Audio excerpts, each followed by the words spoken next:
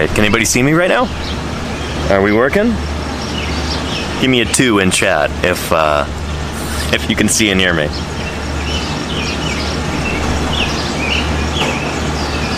People are saying hey. All right, excellent. Well, welcome everybody back to Paleontologizing. It is so wonderful to have you here. I am here in Sioux Falls, South Dakota, and there is no fossil museum or anything like that nearby. So today, we're going to be looking at some non-extinct creatures here at the Great Plains Zoo.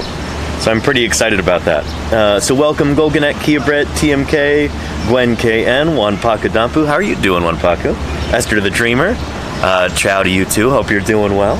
Sirk, how are you doing? Caravan, Ember Vix, Cotton Candy Unicorn. Welcome everybody. We're going to have a really fun stream today. So I hope you're ready for it. Yeah. What do you say we go ahead and get started here? It's going to be pretty hot out. There's a lot of sun. So I've got my hat today. And I heard what sounded like some tigers earlier. We're going to go see if we can track them down. They should be right over here. Oh, I see one. Check this out.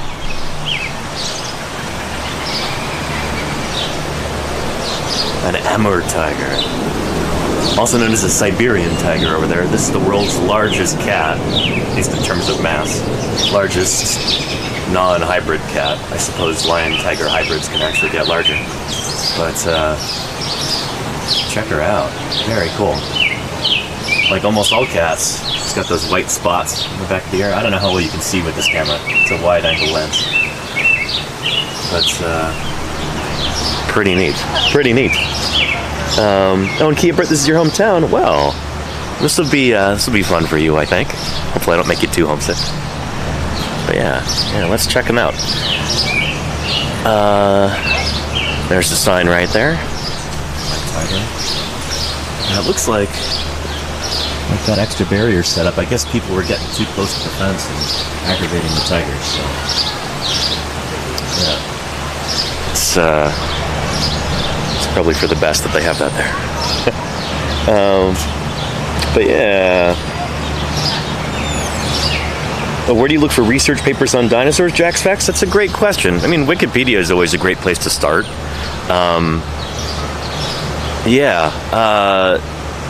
Mortality rates we don't really have good information on that because juvenile dinosaurs, especially like small juveniles, hatchlings, are so rare.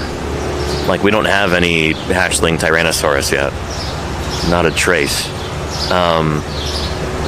But yeah, I don't know. Google Scholar. You can also just email paleontologists. Or if they're on Twitter especially, you can tweet at them. Like, I'm sure Darren Ney should be happy to talk about that if you tweet at him. He was one of the primary consultants on Prehistoric Planet, and I bet you he would be happy to talk to you about that. Oops. Microphone's falling off. There we go. But yeah. Anyway, yeah. Oh, and these could be COVID barriers. You're probably right, Kia Britt. You're probably right about that. There was that case of a tiger in the Brooklyn Zoo, I think, testing positive for COVID. So, they're mammals just like us. They can get respiratory diseases like we can. Why are you on that happy birthday? Let's go ahead and go into here, see what's in here. Oops.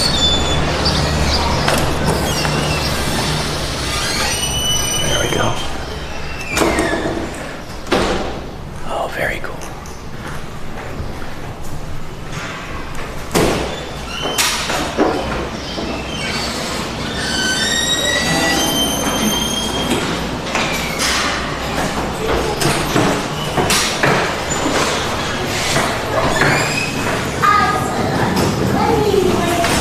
Very cool.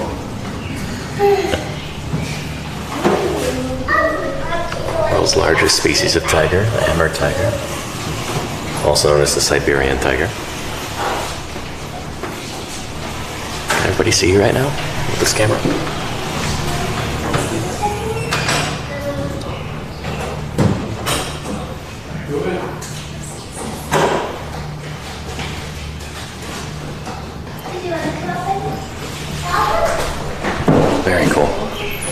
best not to be obnoxious here.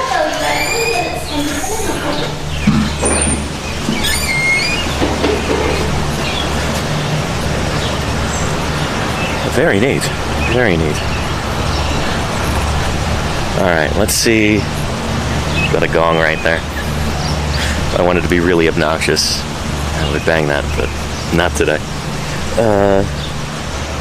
Oh yeah, Thomas Carr also works on Tyrannosaurs, Eugen. That's exactly right. And,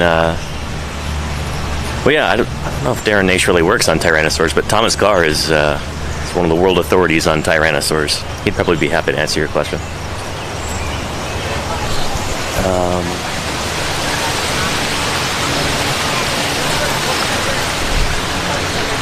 In the wild, a critter like this would have a huge range. Amur tigers,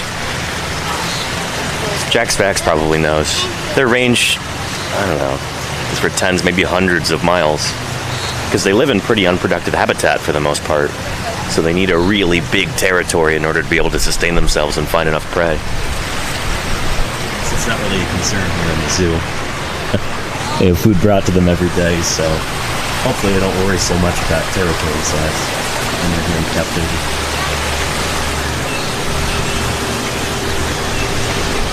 There she is over there. Can you see her?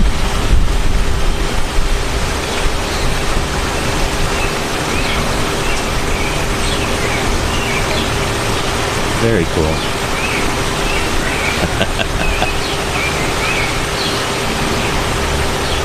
Really, really neat. Speaking of, you were asking about Tyrannosaur mortality rates. I would guess they'd probably be higher than for most mammals, given that they would have larger brood sizes. So Tyrannosaurus, I don't know. We don't really have any good egg clutches from Tyrannosaurs yet, but if they're like other theropod dinosaurs, they'd probably lay at least a dozen, maybe even 24 eggs. So yeah, most of those young are not going to make it to adulthood, obviously. Yeah, they would have kind of a cross between an R strategy and a K strategy reproductively. So they probably would have had some parental care, but probably not a great deal. I don't know. Not to the extent that like a tiger would, where they got very small broods. They just have 1 or 2 young at a time, I think. And they put a lot of investment into those young. Tyrannosaurs would probably be a little bit more quantity over quality. Yeah, and Science Streams, thank you so much for the host. I appreciate that. Wanpako Dampu, thank you for the 17 months. Yeah. Oh, and tigers have huge territories up in Russia and Northern Korea. That makes a lot of sense, Jack Fax, yeah. I was listening to a podcast about tigers, Amur tigers specifically, and one thing that I found really fascinating, one thing that I learned kind of blew me away, is that they feed on grizzly bears. Not like just as a matter of course, or I don't know, not like as a super occasional thing, but like it makes up a significant portion of their diet. They'll eat deer, they'll eat moose and stuff like that, but Amur tigers will also hunt and kill grizzly bears. It makes up something like, I think one study put it at like 10% of their diet, which is crazy. So yeah, apparently they just bite them right on the back of the skull, like right along the atlas and axis vertebra, and yeah, kind of nuts. Wish the tiger would get closer so I could give you a better look, but she's just chilling back there. They feed on basically anything, including leopards and bears. There you go, Jack Sachs. Yeah. It makes sense in the winter? Exactly. And also, bears are probably not really looking out for predators all that much. So, I don't know.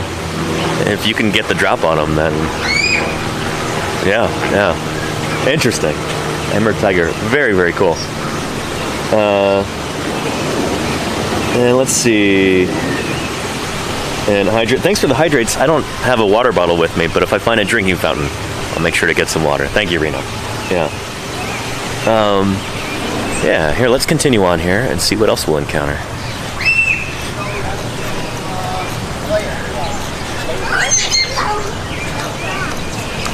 We've got a bobcat over here.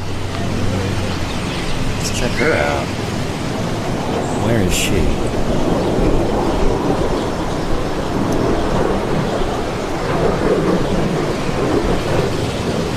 So longtime viewers of the channel know that I went to Montana State University, and our mascot was the Bobcats.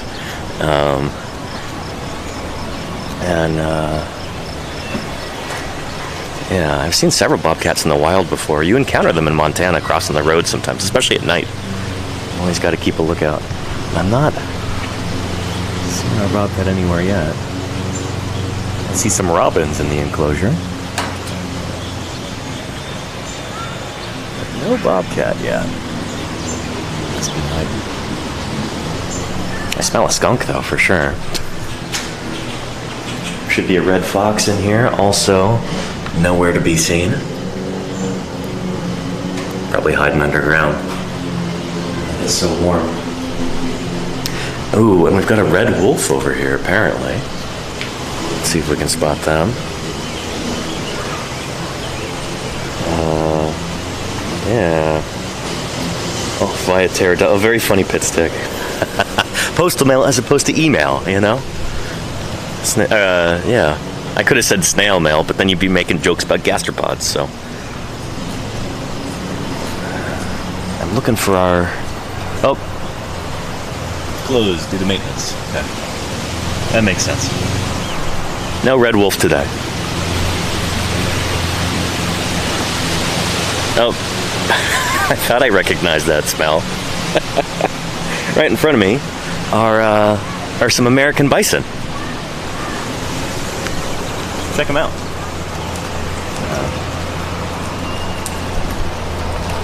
So for those of you watching from overseas, the American bison is actually the official national land mammal, I think, of the United States. Scientific name, bison. Pretty simple to remember. Check that out.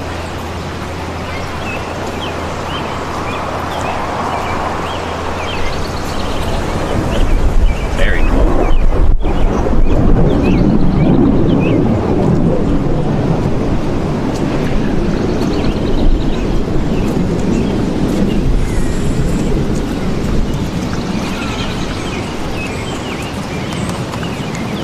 And Chubbo says, didn't bison almost go extinct years ago?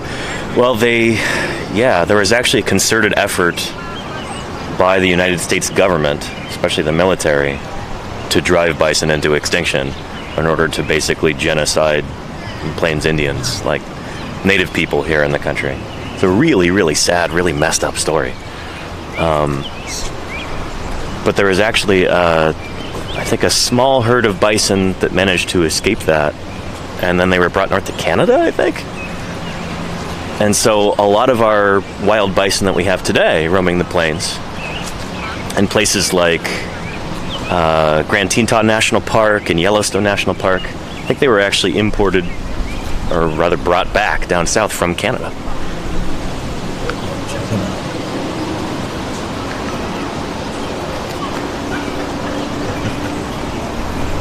out. Look at those shoulders right there.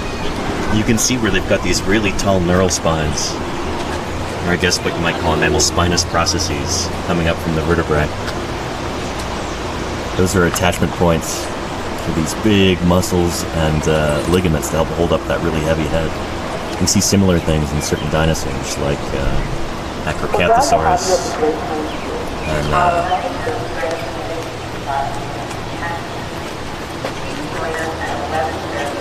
and Spinosaurids too, potentially. Very cool, look at that. You can see those big clumps of woolly fur kind of sloughing off. They don't need that now, it's warm enough outside. They don't need the insulation.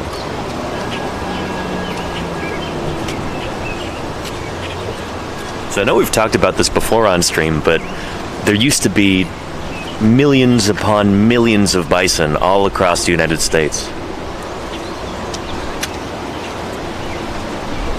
In like fairly recent times, at least on the scale that we talk about on this channel.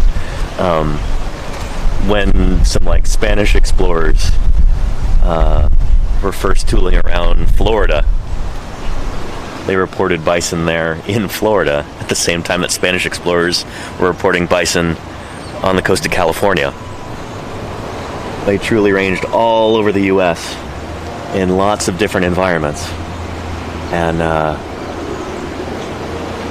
we think of them as plains animals. Places like Montana and Wyoming and the Dakotas, but bison used to be much more widely distributed across the U.S. Very cool.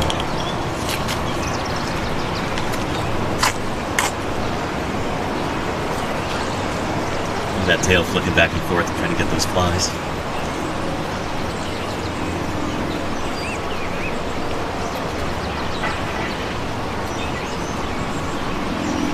Oh yeah, and Jack's Facts, holy cow, there used to be, I think, 3 or 4, maybe even more species of bison during the Pleistocene.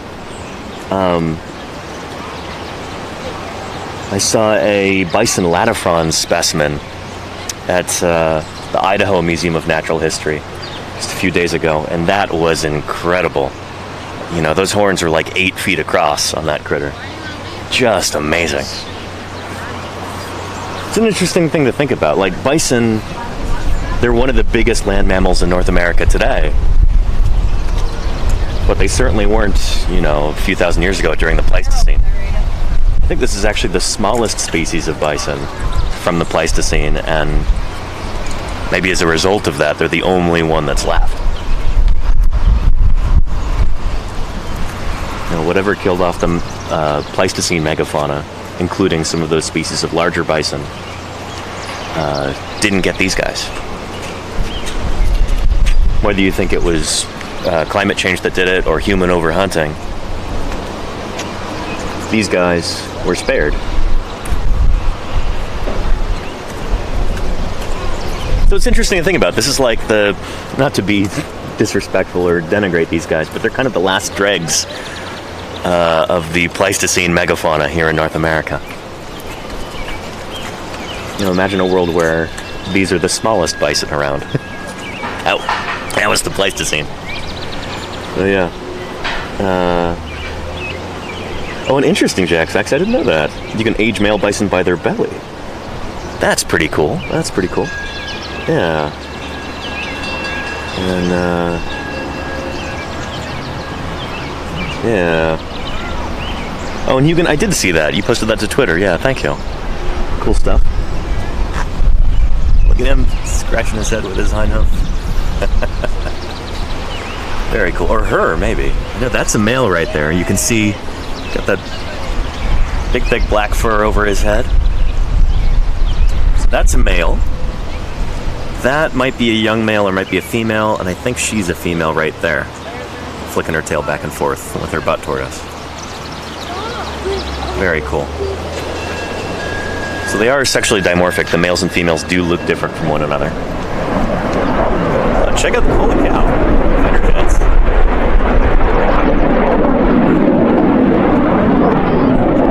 F-16s.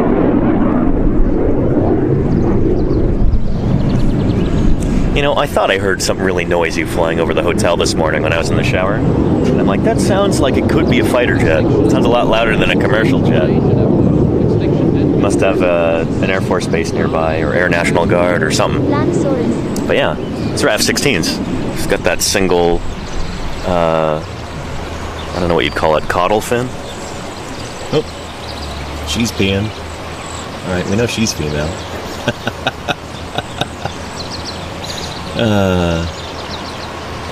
She's peeing back there too. Okay, I'll let your hair. Give them some privacy. But bison, such cool critters. Holy cow. Really neat. Really, really neat. Now, I saw a sign earlier that said that they usually have sandhill crane in the same enclosure hanging out with the bison, but they have been removed temporarily to protect them from avian influenza, which I've heard has been going around recently. So it's good that the zookeepers are looking after them and trying to keep them safe. Oh yeah. Yeah. And vertical fin, yeah, Wanapata. No, I said F-16, yeah. F-14s have dual fins on the back. And yeah, they're not in service anymore. They were retired. And the Blue Angels fly in Sioux Falls all the time. Oh, very cool, Kia Britt. Blue Angels are F-18, I think. F-18s. Because they're part of the Navy, if I remember correctly. Yeah. Alright. And say goodbye to our bison here. And let's continue on across this bridge. I really like it when zoos and places like this have natural water features that they kind of incorporate into the landscape.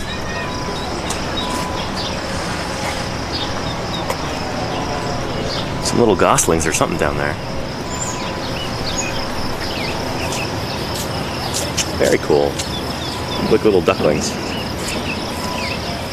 Where's the mama duck, though?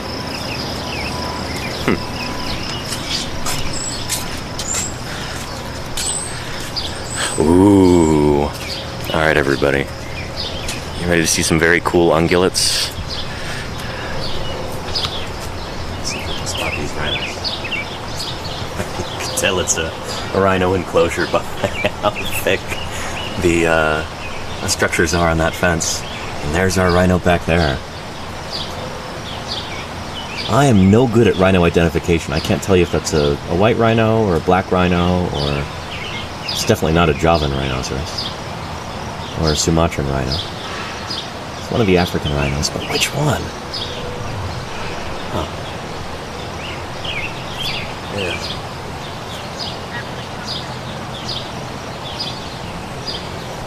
Very cool. It's all about the lips, says Jack's Facts. Yeah, that's what I've heard. Don't white rhinos have a wider lip? In fact, the name white rhino, I think it's a derivation of wide rhino, like wide lips. And that one does seem to have pretty wide lips, I think. Yeah. We'll see if we can go around the other side and get closer.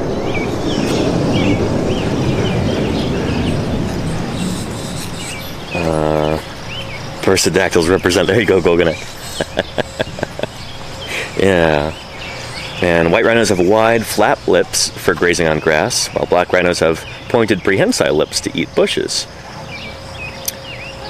Interesting. Okay. Well, that's kind of the difference between, like, Lambeosaurine and hadrosaurs. The wider build hadrosaurines have... well, yeah, they've got wider bills. They're probably more grazers, and Lambeosaurines are probably more browsers. Yeah, that's the thought, anyway.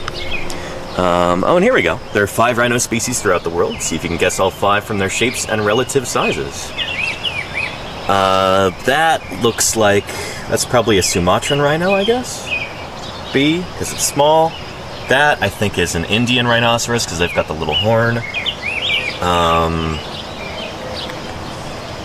I think that's a white rhino, and I think that's a black rhino, and... Is that a Javan rhino? No, that's an Indian rhinoceros. That's a Javan rhinoceros, right? Let's see. Answer A is white rhino. Got that right. B, Sumatran rhino. I think I got that right too. C, black rhino. D, one... Oh, I got that wrong. I thought that was an Indian rhino, but it's a one-horned rhino. And then E, Javan rhino. Unless one-horned rhino and Indian rhinoceros. With sincere appreciation and gratitude, thank Jack's you very Facts much. probably knows. Are one-horned rhinos and Indian rhinos the same critter? Those are just 2 different names for the same animal? But we used to have many, many more species of rhinoceros as well during the Pleistocene. Woolly rhinoceros and Elasmotherium, which apparently doesn't have a horn anymore. We used to think it had a huge horn on its nose. Apparently, there's a new paper that just came out that says, like, nope, they probably didn't have a horn. But yeah, one horn is the same. Oh, okay, thanks, Jack's Facts. Cool. And thank you, Alex Vexen. Yeah. And thank you for the hydrate, Pepper Cat. Appreciate that. Ah, love some of the little art here. Very cool laser cut metal thing. Alright, let's see if we can get up closer to this rhino and get a better look at it.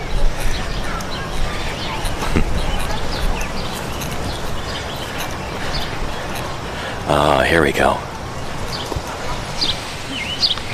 Check her out.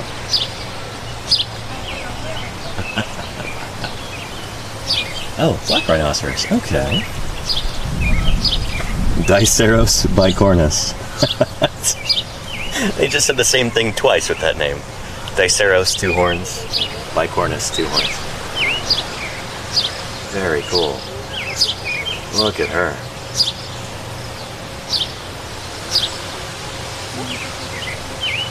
Science is like the blabbermouth who Munching on ruins a that movie grass. by telling you how it ends. Well, I say there are some things we don't want to know. Important things.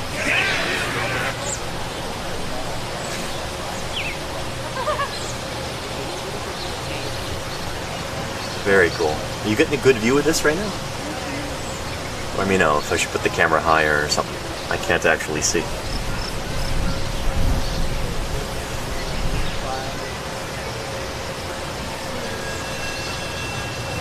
And yes, Reno, I am keeping an eye out for drinking fountains.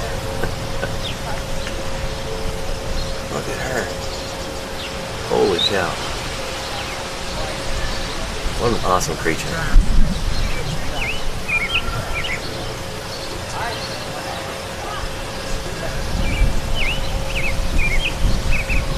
I don't know, they're just so alien looking to me too. I'm used to, you know, ceratopsian dinosaurs and stuff like that.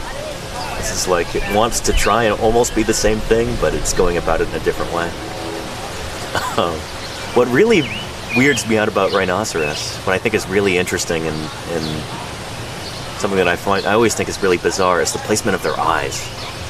So their eye is so far forward on their head, and if you look at their skulls, that's really, really obvious. They've got a, you know, their orbit, their eye socket is really far forward.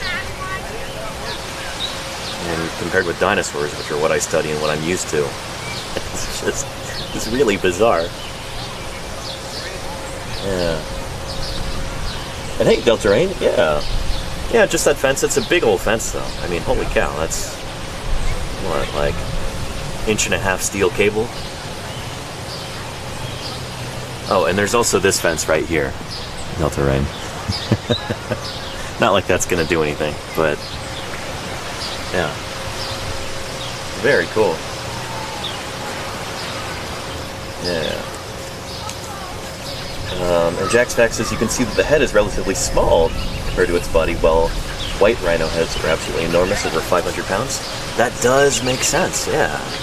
Interesting. And Jack's facts, you were saying that black rhinos have a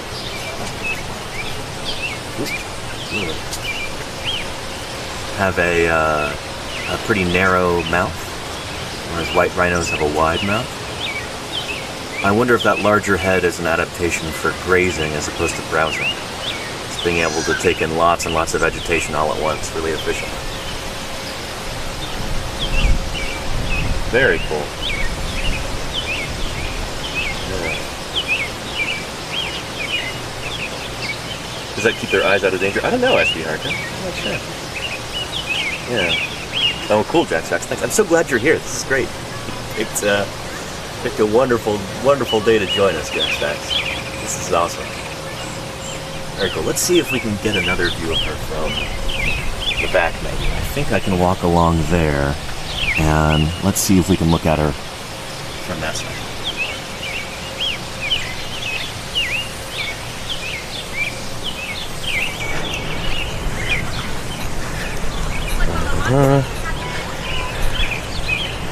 Pretty cool.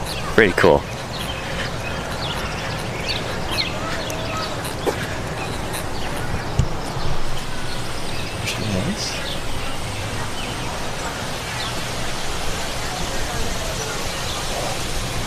Rare rhino crossing.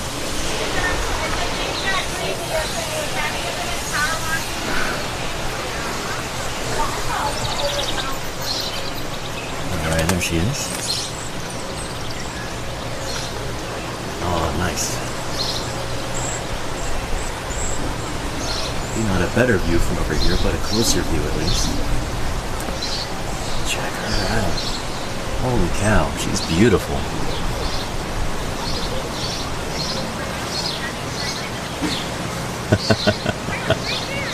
Oh, man.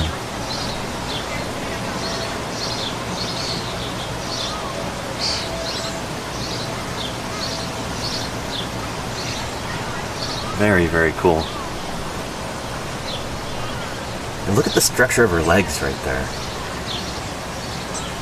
Really interesting. I guess these guys are digitigrade because that's her ankle.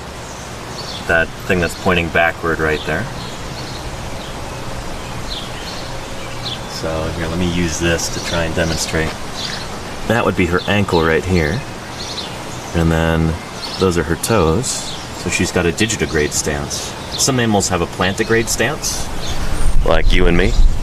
Or like they walk on the whole foot, basically. But these guys have got their ankles up in the air like that. Oh, there she goes. Where's she going?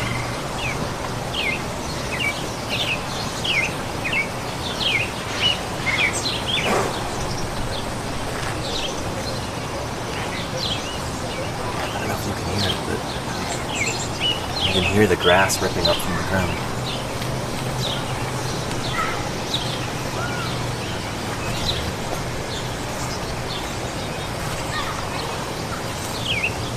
Very cool. He's like, I'm done eating this prepackaged stuff. Let's eat some fresh forage.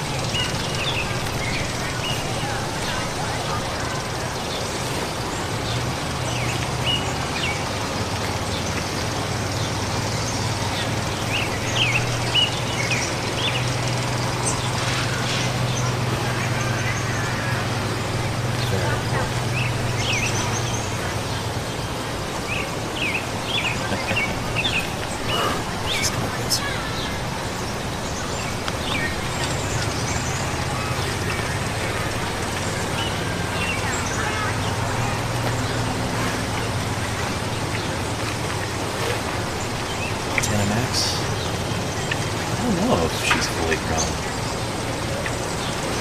I'm not sure.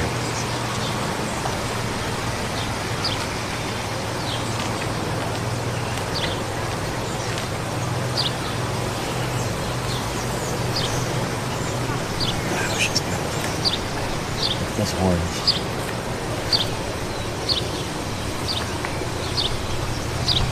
Maybe she uses her lips to grasp that vegetation.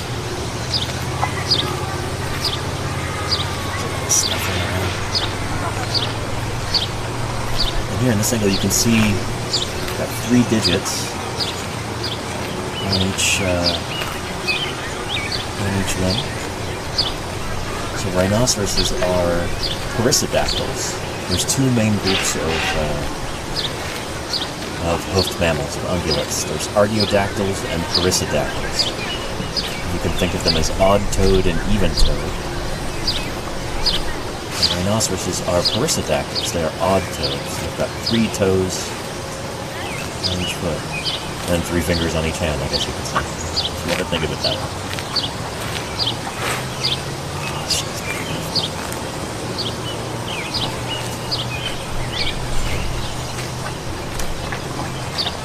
Ears swiveling around. So as I recall, rhinoceros did not have very good eyesight. See, she's got really small eyes. But they have an excellent sense of hearing. And I think they also have pretty excellent olfactory sense too. They can smell really well.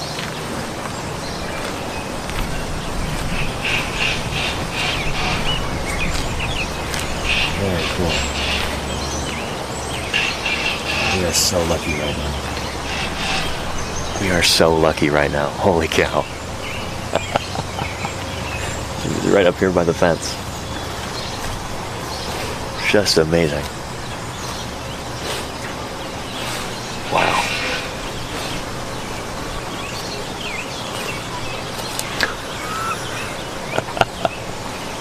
I hope you're enjoying this as much as I am right now. This is pretty stellar.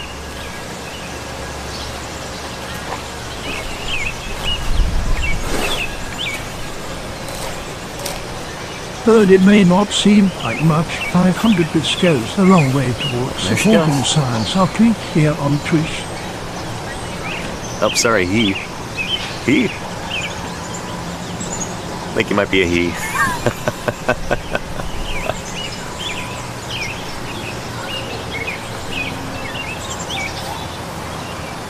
Very cool. This sign says, despite their large size and heavy bodies, rhinos can charge at over 30 miles per hour. From standing still, they can reach high speeds in just a few strides using the strong muscles in their back legs.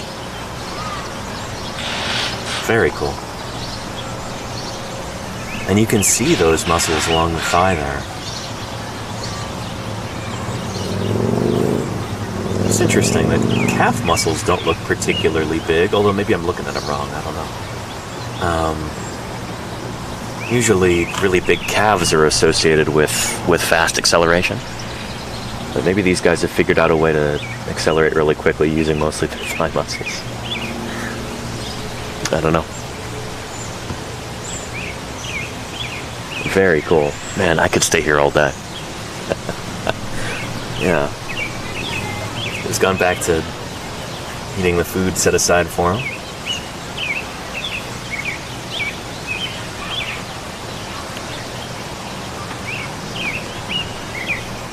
Very cool. Well, very cool. Shall we continue on? And Fossil Rose says, thank you so much for the zoo visit. Thanks for being here, Fossil Rose. Holy cow. It was a choice between this and a butterfly house today, because we didn't have a fossil museum here in Sioux Falls. And I'm sure the butterfly house would have been very cool, but pretty glad I chose the zoo, you know? Yeah. Oh, there he goes. All right, we'll see you later, Rhino. Have a good day. Bye-bye. Oh, very cool. Oh, and holy cow, we've got another rhino over here. Marching around.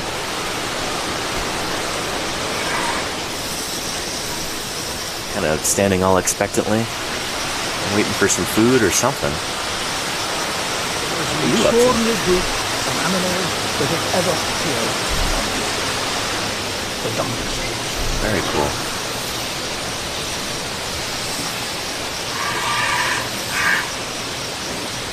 Just look at that really sprightly way in which he walks. It's kind of how I imagine a lot of dinosaurs walking.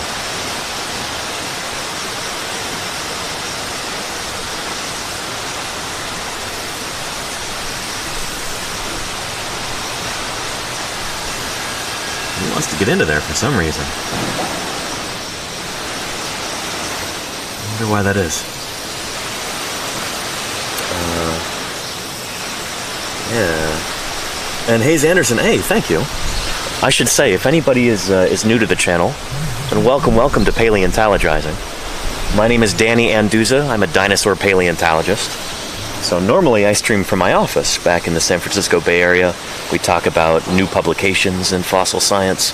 I answer people's questions about dinosaurs and, yeah, just do my best to give people an inside window into how paleontology works, you know? Right now, I'm in the midst of this great big road trip going all over the United States, or about halfway across the United States and then back. Right now I'm in Sioux Falls, South Dakota, and we are here at the Great Plains Zoo. We don't have a fossil museum here in Sioux Falls, so doing a zoo stream today instead. I'm so glad we did. This has been so much fun. Of course, I work on dinosaurs. That's my wheelhouse. That's my area of expertise. So you'll probably hear a lot of comparisons between the animals that we see here today at the zoo and dinosaurs. Hopefully that'll be entertaining and enlightening. But yeah, paleontology, the study of fossils, it's kind of like a weird mix between geology and biology. And so as a paleontologist, you might focus kind of in one area or the other if you choose to. I'm much more on the biological side of paleontology. So I love being here at the zoo and seeing these wonderful critters here in the flesh. It's pretty amazing. Yeah, he really wants to get in there.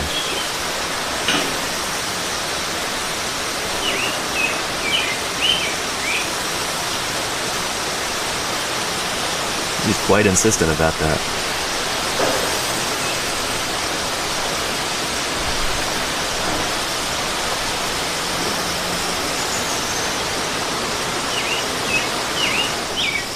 And Bjorn Wolfman, I'm sorry you can't sleep, but it's good to have you here. And hey, Dork Apocalypse, how are you doing? Welcome, welcome. Good to have you here, Apocalypse. Yeah. Well, he's just going to keep pacing in front of there, it looks like. So why don't we continue on and see who else we can pay a visit to. Let's see who else is doing cool stuff right now. Alright, we'll see you later, Bino.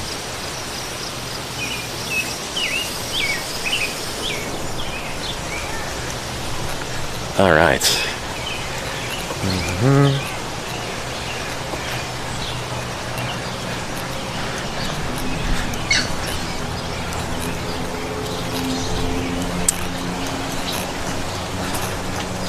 Okay. Mr. Fossil says, I want to see giraffes. Well, you're in luck. We have giraffes here. I just missed their feeding time, unfortunately, but I think that was happening just as I was setting up all the equipment for this stream. But we will see some giraffes nonetheless, even if we don't necessarily get to watch them eat.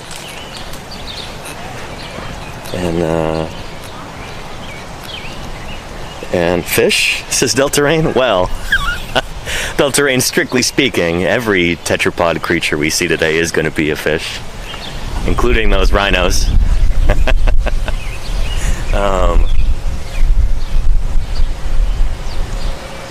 Yeah, because all land-living vertebrate animals are descended from fish. It's true. Oop. I'm walking this way. I already said hello to you. You're just too interesting to pass up.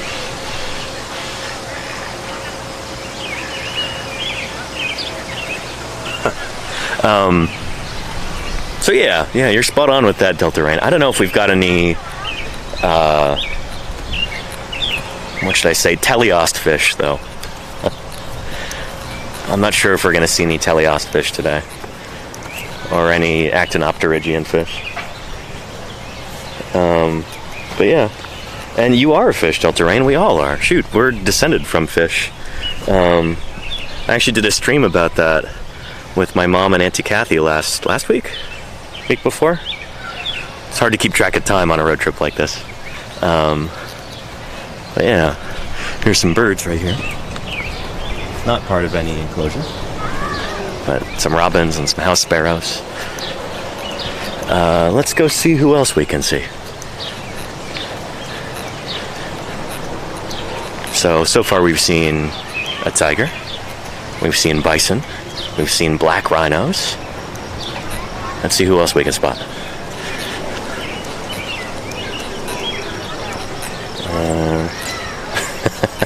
Mr. Fossil says a zoo is just a fancy... Yeah, you could think of it as a terrestrial aquarium, I suppose. I mean, they'll have some invertebrates here, too, which are not descended from fish. Yeah.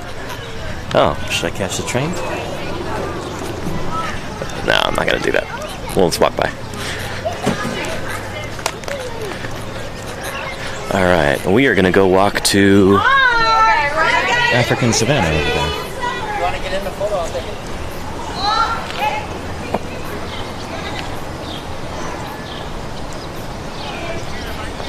Alright.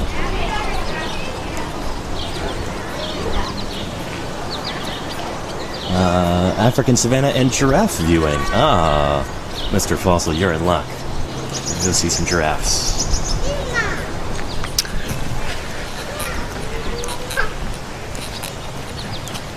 And when am I coming to the Tyrrell Museum? Cotton Candy Unicorn? I would love to. I've never actually been to the Tyrrell.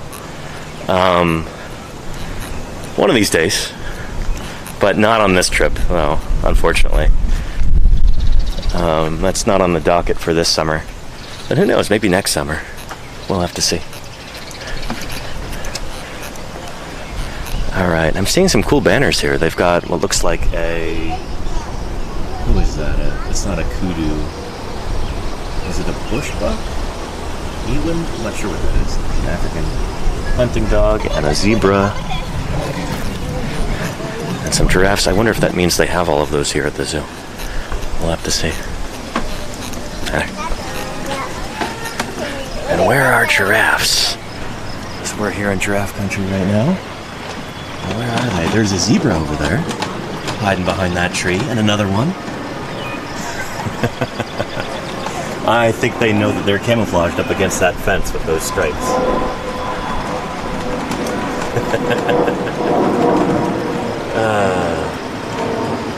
Very cool. There's a little goldfinch going for a drink right there. Not part of the enclosure, but... and what are you? There's a little mammal digging around down there. With stripy stripes. That's not a prairie dog. It's not like any ground squirrel I've ever seen. That's a very vibrant little mammal there. What are you? Huh. I'm not sure what that is.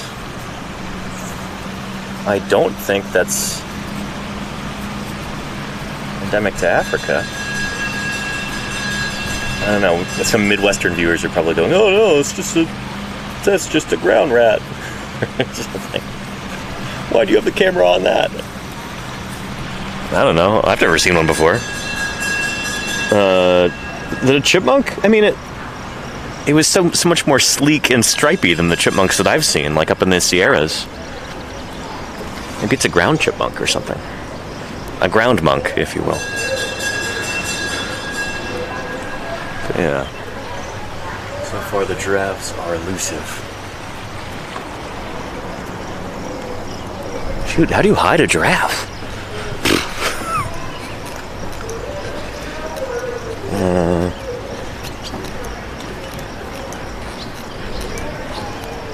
And yeah, oh, and the scale is probably a little bit wonky with this camera, but it was about the size of a chipmunk, Jack's Facts. Maybe a tiny bit bigger.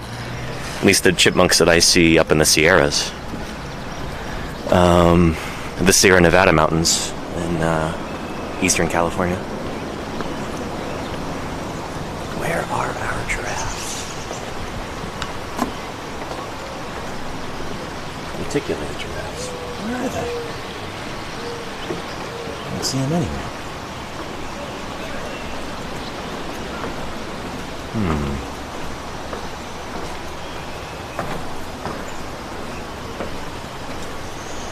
There's a zebra hiding over there by the fence, and another one, like we saw earlier. But maybe our giraffes have retired to their house for the night. Or something. Or maybe they're just behind this right here. Because I certainly can't see them.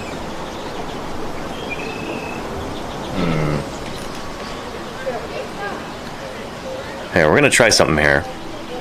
I'm going to see if I can extend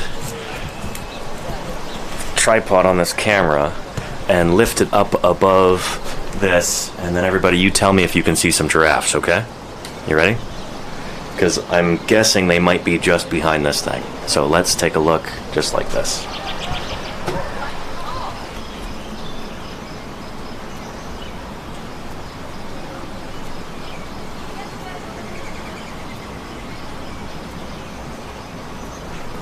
What do you think? See any giraffes back there? Let me know. No? Oh, I wasn't gonna drop it over. Shoot, I know what I'm doing here. Yeah, no giraffes. Where have they gone to? I know giraffes can be really skittish. I've read stories about... I think there was a giraffe at the Brooklyn Zoo who was very high-strung, and at one point a child let go of a balloon and it went and got stuck in a tree in the giraffe's enclosure, and the giraffes, there were like 3 of them, they would not come out of their barn for like a week after that. They were so freaked out by that balloon. So yeah, maybe they're just hiding in their trailer right now, you know, and being divas. 'Cause I've been told that giraffes can be like that. Well, let's go say hello to those ungulates over there. Not sure what kind of... Those are big old antelopes over there. Oh, bongos. That's what they are. How did I forget that? Very cool. Let's go check them out.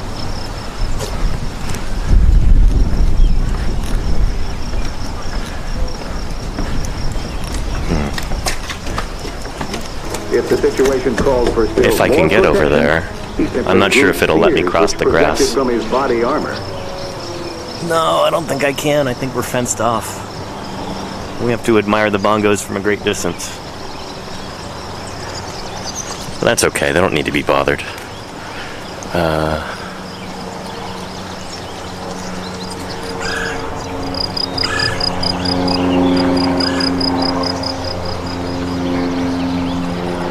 Just have some tortoises over here. There they are. Very cool. Big old Testudinese. Big old Colonians, big old turtles. Pretty neat. Pretty neat. They're not doing much. Oh, that one's up against the wall, though. Uh-oh. You see him? Somebody help him.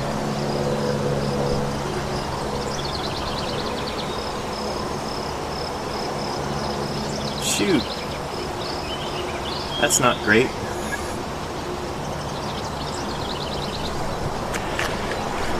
I'm not about to go help that turtle, but you know I want to.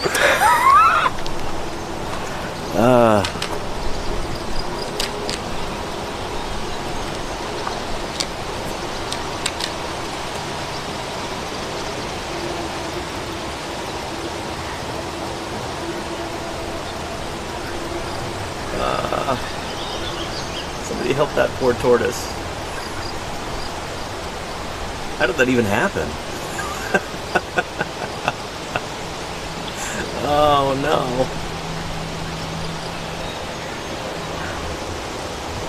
Oh, and there's one of the little chipmunk guys.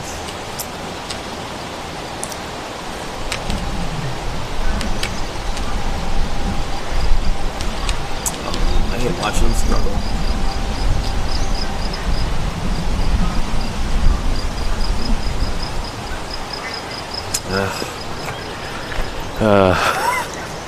I wonder if we can go through this little door and get closer to him. Through here. Great Plains Zoo cheetah / warthog house. Is this publicly accessible?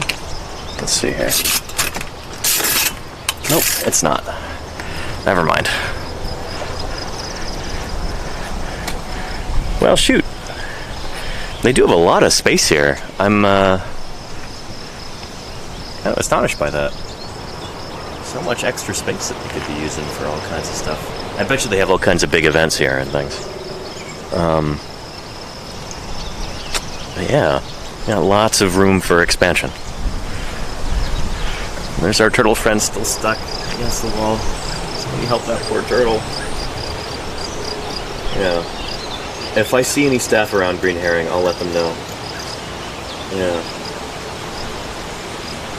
And Keybret says if you go back to Split in the road, you can go to the giraffe house and see the other animals up close. Let's go do that. Thank you, Keybret. So you're talking about up here?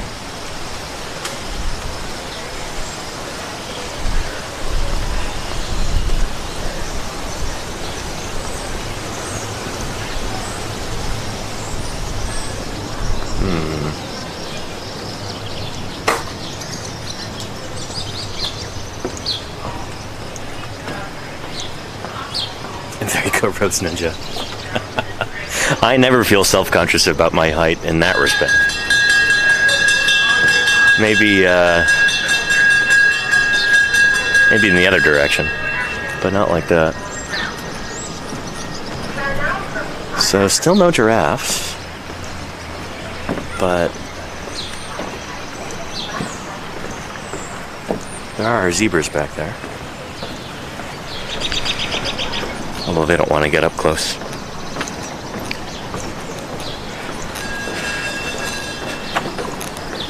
Okay, I see the giraffes over there. Here, check it out.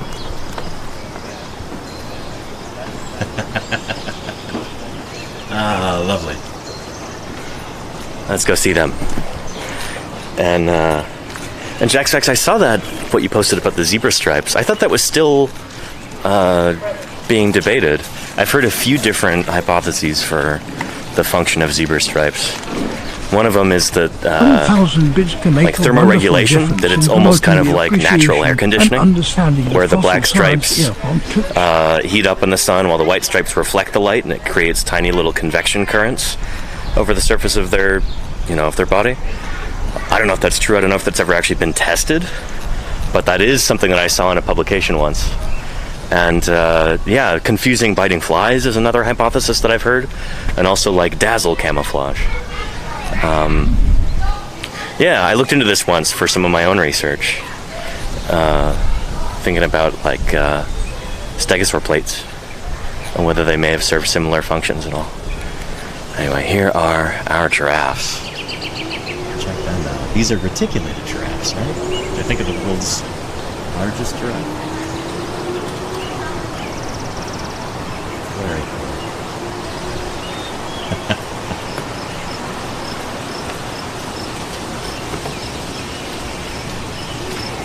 It's amazing to think that they have the same number of vertebrae in their necks that we do. Like almost all mammals. They've got just 7 cervical vertebrae, just 7 vertebrae in their necks. You're awful drooly. What's going on with you?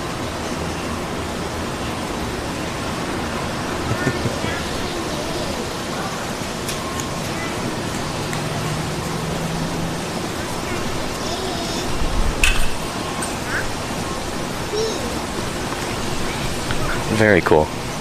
Very cool.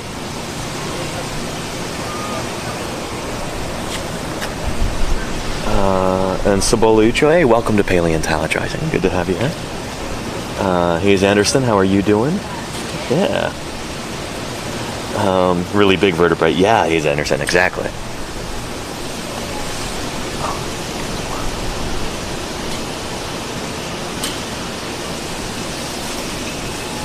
He's going to town on that fence.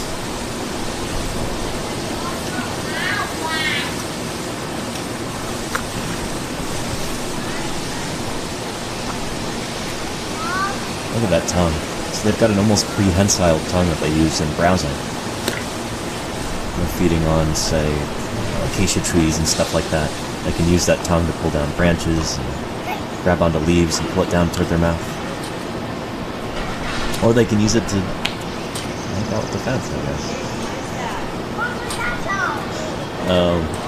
Whatever floats your boat.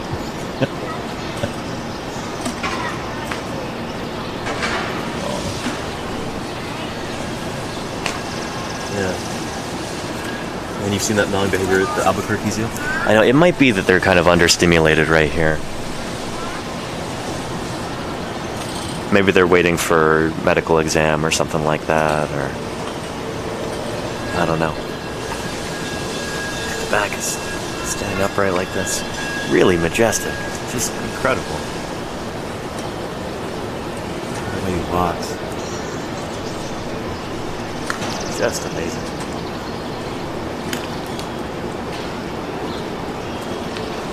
What an incredible creature. Just astonishing.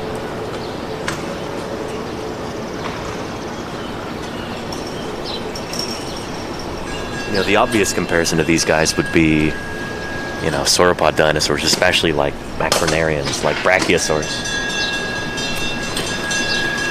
But they're very different in a lot of ways. I mean,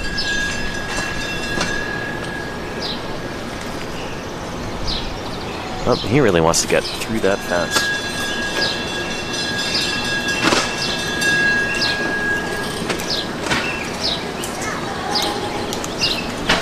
Yeah. Meanwhile, these guys just have super elongate vertebrae in order to lengthen their necks. Sauropod dinosaurs, by contrast, had a lot of vertebrae. Some of them are also lengthened. But yeah, different kind of approach to a similar problem. Very cool.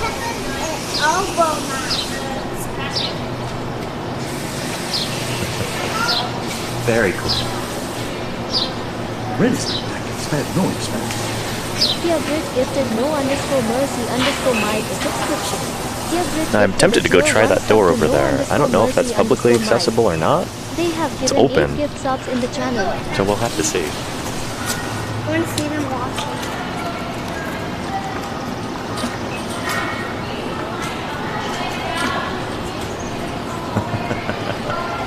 Such cool critters.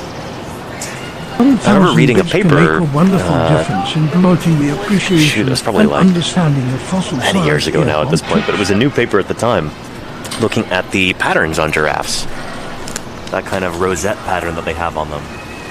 And it was talking about its efficacy as camouflage and how that kind of changes as the animal matures. Like the pattern apparently is kind of more effective as camouflage when they're really young. I guess when they're most vulnerable to predators. And then it's retained into adulthood, but it becomes less, a little bit less severe. But I guess the point of that rosette is to try and break up their silhouette so that they're not visible from great distances to predators like lions and things like that. Pretty cool.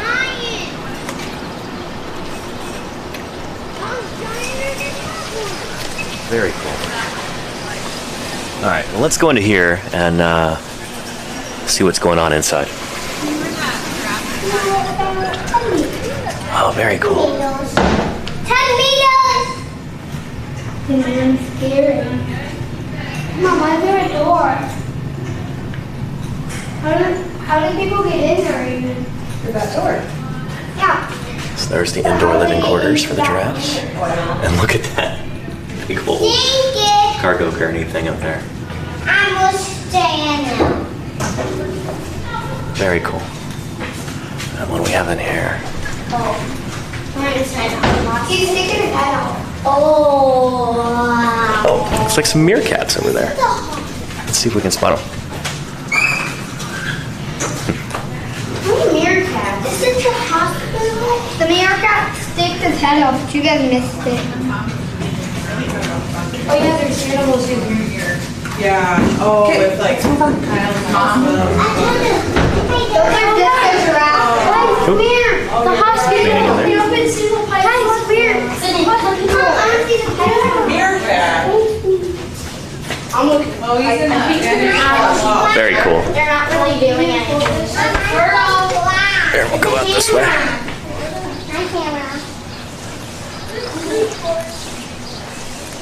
I wonder if shorter zookeepers would be selected first to work with giraffes because they'd make the giraffes look more impressive by comparison. If I ran the zoo, that's what I'd do.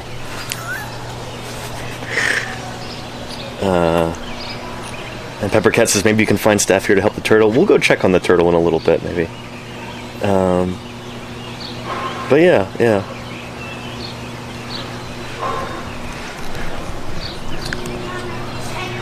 Still chewing on the fence.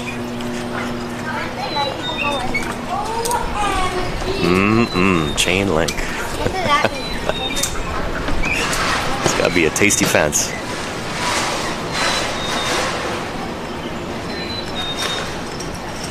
Very cool. No, I think it's probably that the giraffe is just bored. That's not the most stimulating environment to be in while everything gets cleaned. Yeah.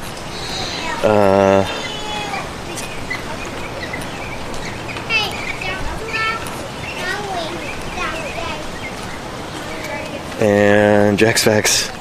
Meerkats will climb onto you, but they're covered in fleas and ticks that give. Oof, yowza.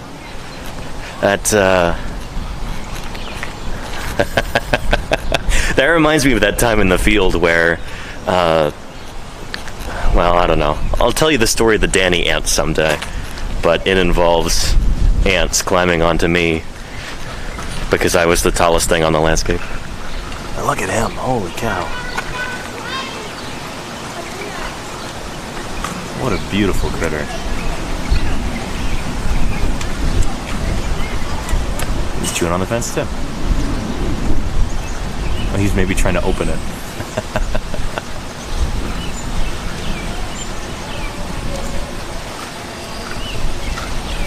Very cool.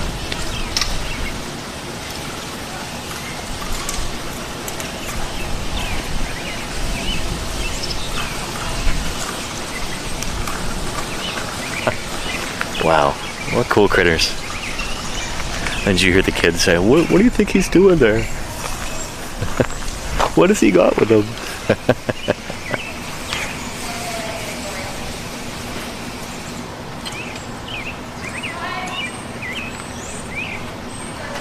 Yeah.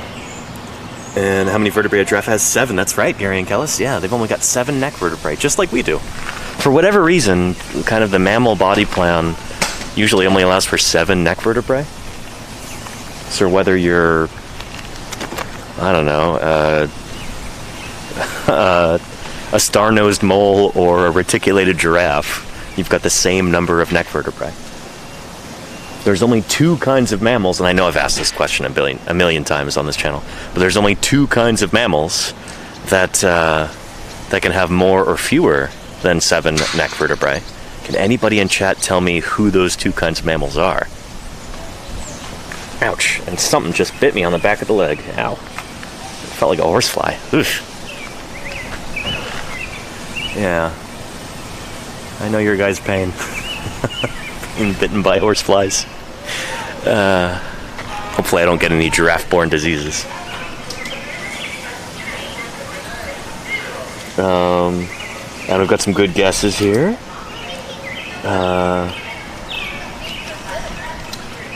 Yeah, not platypus or whales or mongoose. Nope. And yeah, Norpheloris, yes, sloths can have 7 or 6 or 8 neck vertebrae. And same with, does anybody know the other group? It is not like a sloth. It is something completely off the wall that you probably wouldn't guess. But it's another group of animals that, like sloths, have very, very low rates of cancer. Because for whatever reason, with like the whole mammal body setup, what we inherited from our mammalian ancestors, all of us, if there's a mutation in your genome that increases or decreases your number of neck vertebrae, it also tends to like give you fatal cancer. I don't know why that is. It's like a bug in the mammal code or something. But yeah, I think it's sloths and... Did anybody guess it? No, not yet. Oh, there you go, Alex Fixon. Yeah, manatees and dugongs, sirenians. So those critters also can have more or fewer than 7 cervical vertebrae. Which is really weird and interesting. And there's that infernal train again. It's so noisy. Shoot. Man, if I were a giraffe living here, I would not like that train. Pretty cool. Here, let's... Oh, they're going to go around that side. Okay.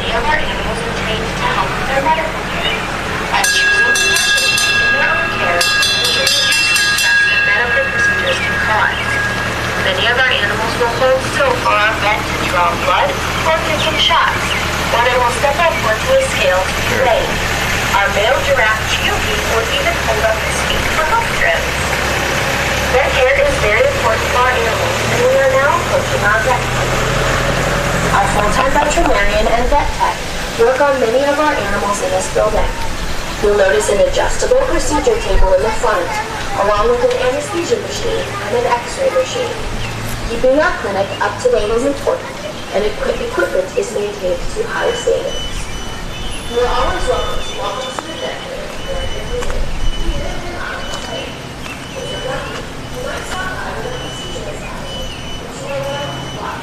Very cool. There goes that trail. Not really a train, because it doesn't run on rails, but yeah. And the turtle has been taken care of. Thank you, Reno. Did you call the zoo? Shoot. I hope you didn't tell them there was a crazy paleontologist with a camera. Yeah. Here, let's go check out the veterinary hospital here. Take a look in the window.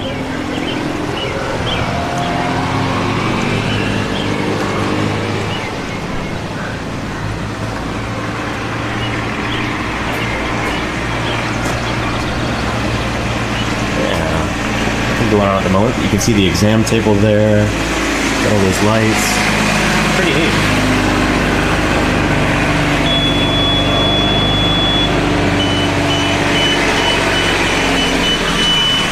Cool stuff.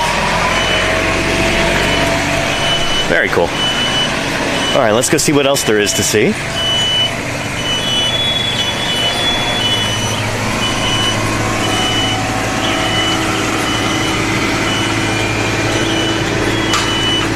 And yeah, I want to put lots of noise. It's one of those little gas-powered utility vehicles driving around.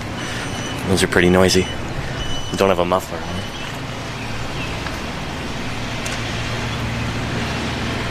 All right, see you later, giraffes. Have a good day.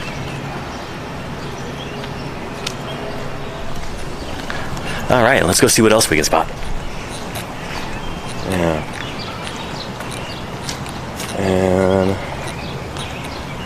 And peppercat, yeah.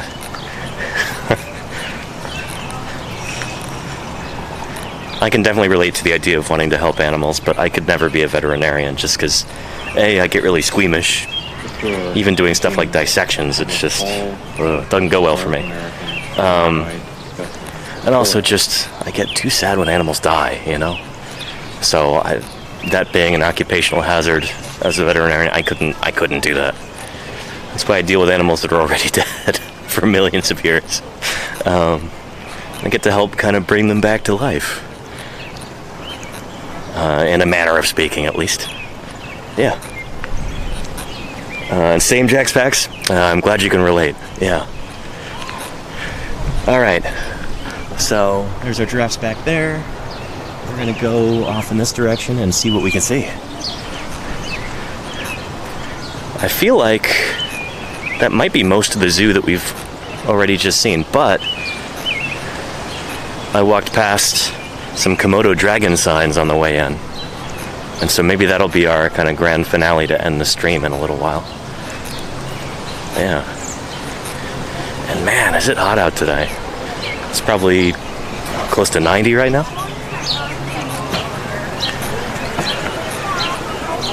Ooh. There's some birds. Some Canada geese. How you doing, Canada geese? Got some big, beautiful goslings with you. Look at you. My goodness. Wow. Doing a great job parenting. Look at how big they are. Alright, I'll let you get on with your day. Don't want to bother them.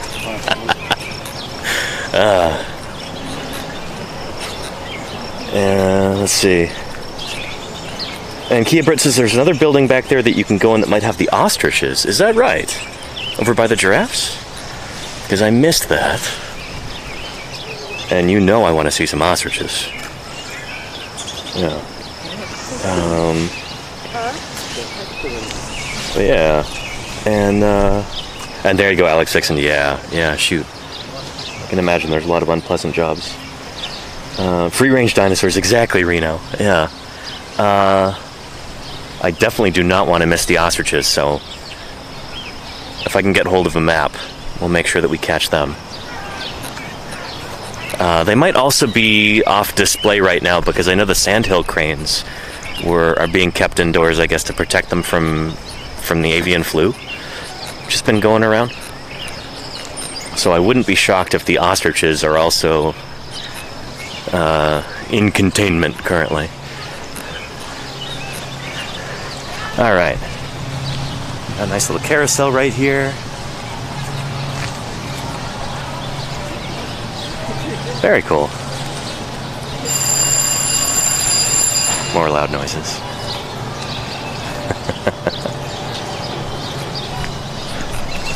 Cool stuff.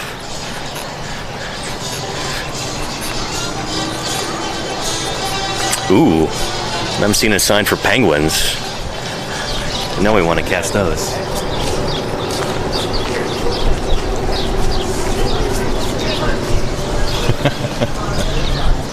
I like how they had to put the arrow there, because the penguin seems to be gesturing in the opposite direction. Alright, let's check out some penguins. they're right here. Holy cow. Oh, you're not penguins. What are you? You're some kind of other whiskery bird. What are you guys? Are you kind of tern, maybe? They look very tern-like. I bet you there's some kind of tern. Let's see. What are you guys? Huh?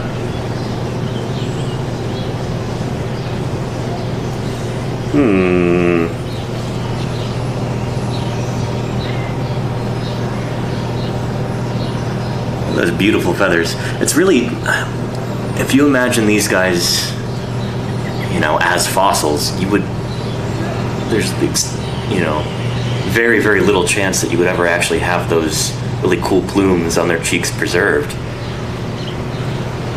So you could just imagine that dinosaurs probably had all kinds of crazy structures like that just aren't preserved in the fossil record. We can only really guess at. Very cool. Yeah. The penguins are in the back. Very cool, Pfizer. Yeah, I see them too. We're paying attention to these guys right now.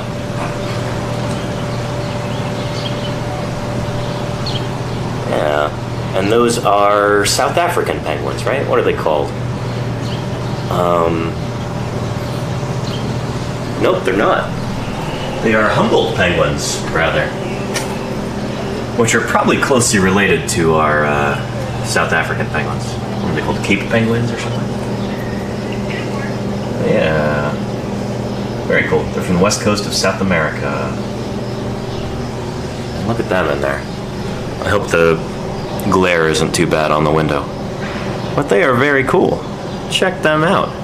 So penguins used to be much more widely dispersed than they are today. In fact, I think we even had penguins in Northern Europe at one point. During the Pleistocene, or maybe a little bit before that.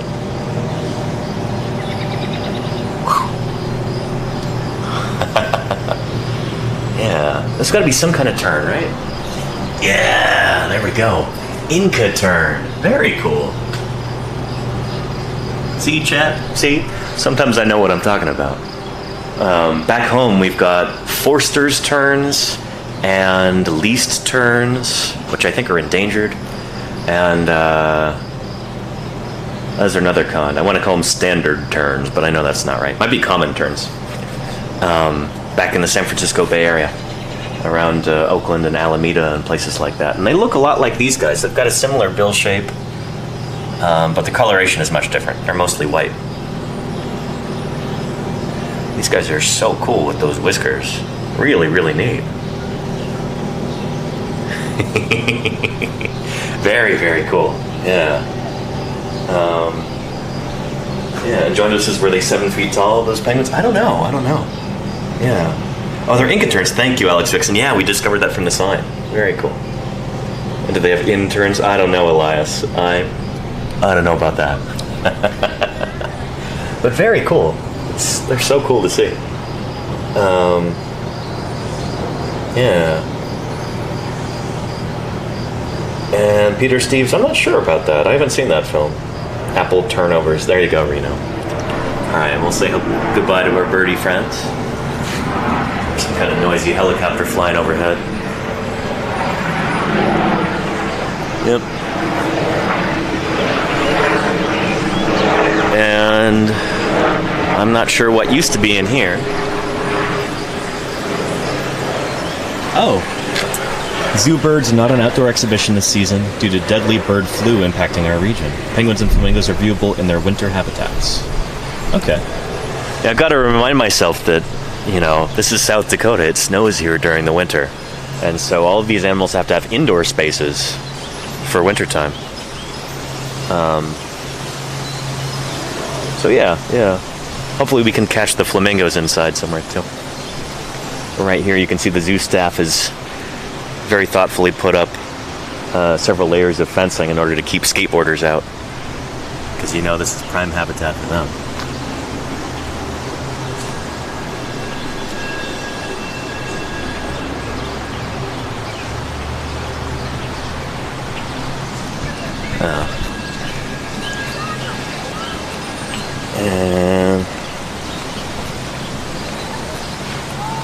All right, Alex Fixon, I'll see you later, okay? Thanks for being here.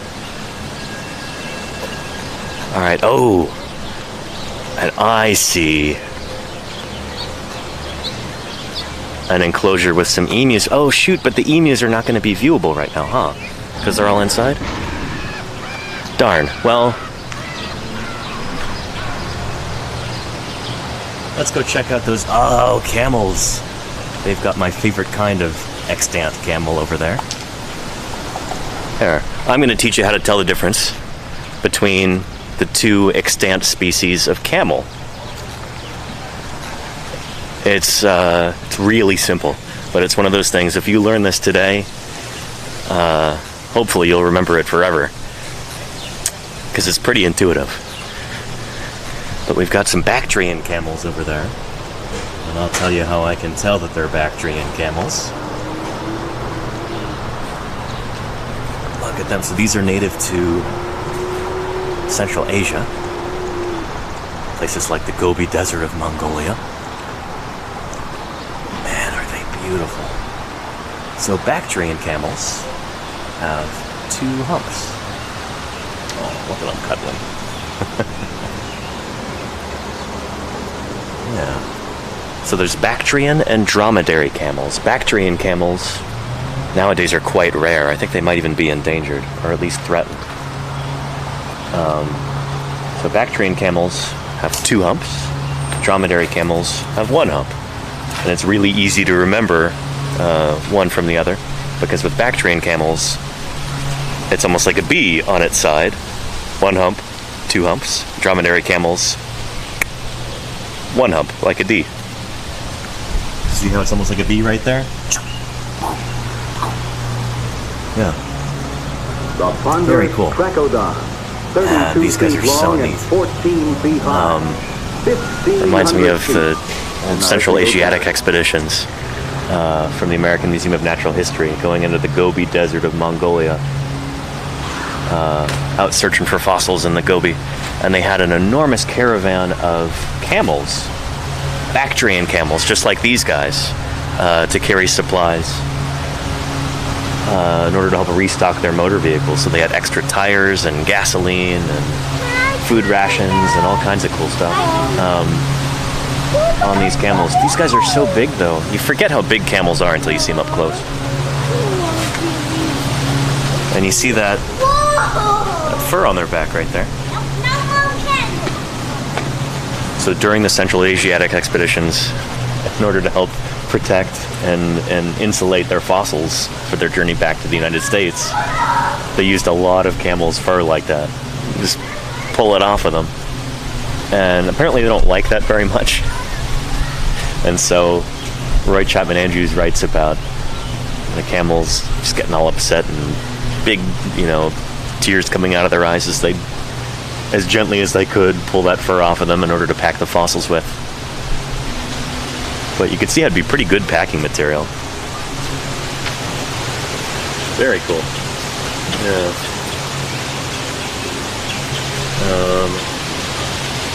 There we go.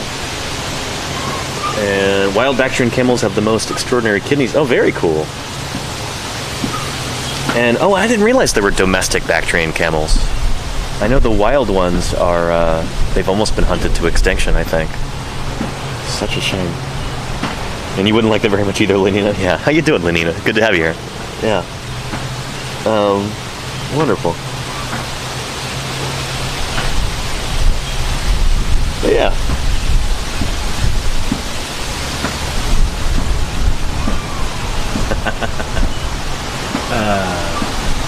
Pretty cool critters.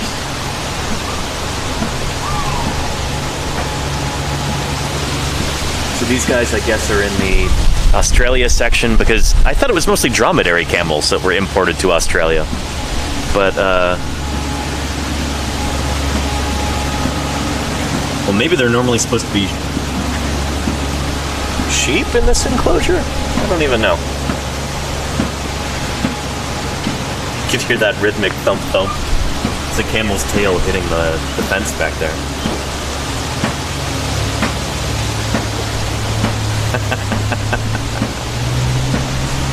If you've ever wondered what a a camel's tail hitting a fence sounds like. There you go. Wonder no more.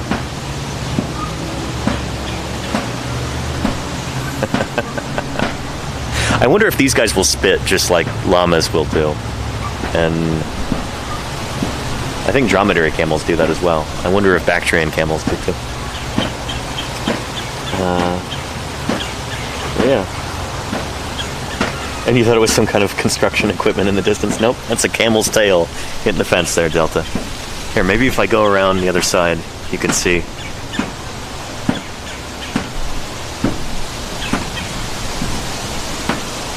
See?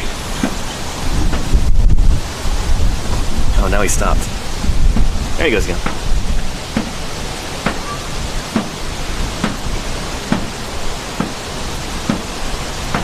Yeah, good rhythm.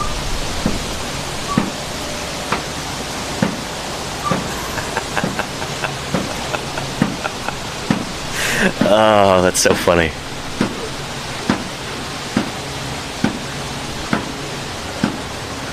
Very cool.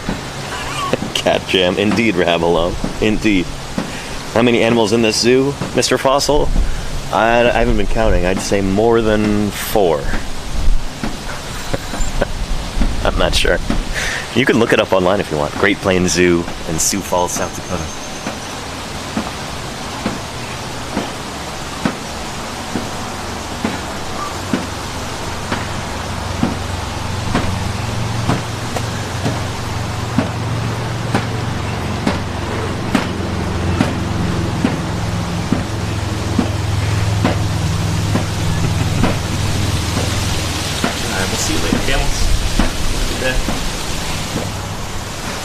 Kind of surprised at how non-crowded the zoo is right now. It's Friday afternoon. You'd think it'd be packed. I don't know. I think normally we would have... Oh, this is where the camels would normally be. Okay. Oh, and this is just like I was telling you about, everybody. See? Bactrian camel. B. Dromedary camel. D. I remember learning that when I was probably just a few years old at the Marine World Wildlife Park in Vallejo, California, because they had a sign like this, but the B like took up the entirety of the humps, and so did the D. But yeah, never forgot that. It's a good thing to remember, you know. Watch, somebody watching this right now just learned that fact for the first time, and then they're going to end up winning $1 million on Jeopardy. So, you're welcome. Alright, what's in here? New Guinea singing dogs. I hear them. I don't see them. Like New Guinea hiding dogs.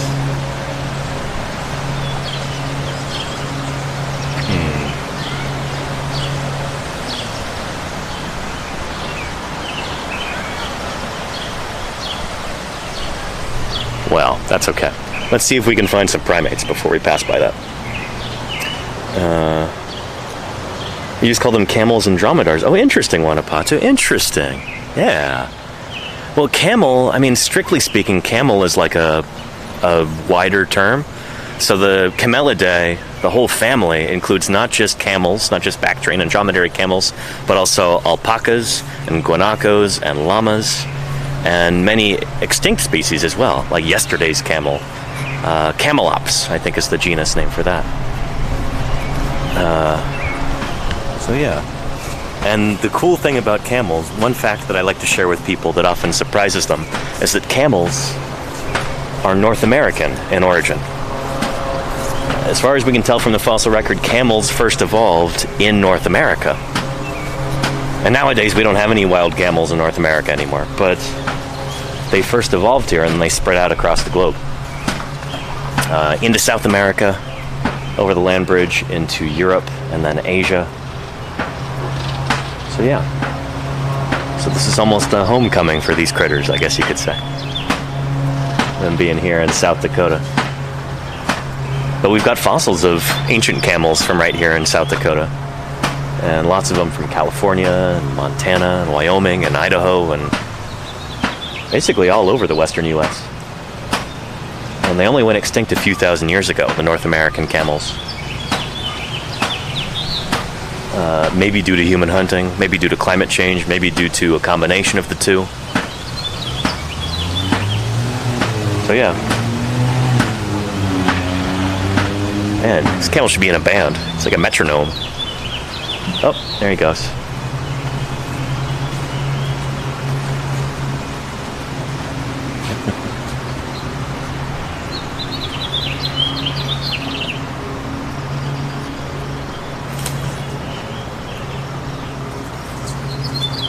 And Delta Rain says, wow, I didn't know that at all. That's so cool. See?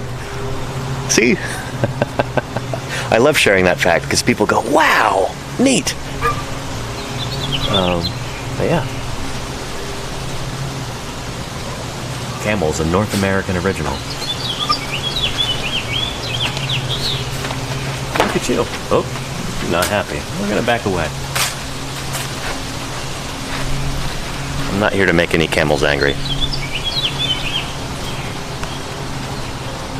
I also don't want to get spat in the face by a camel.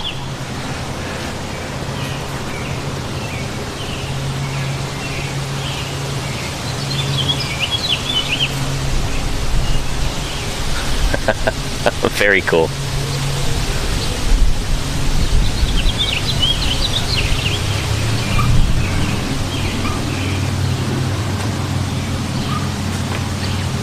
Hey there. How are you?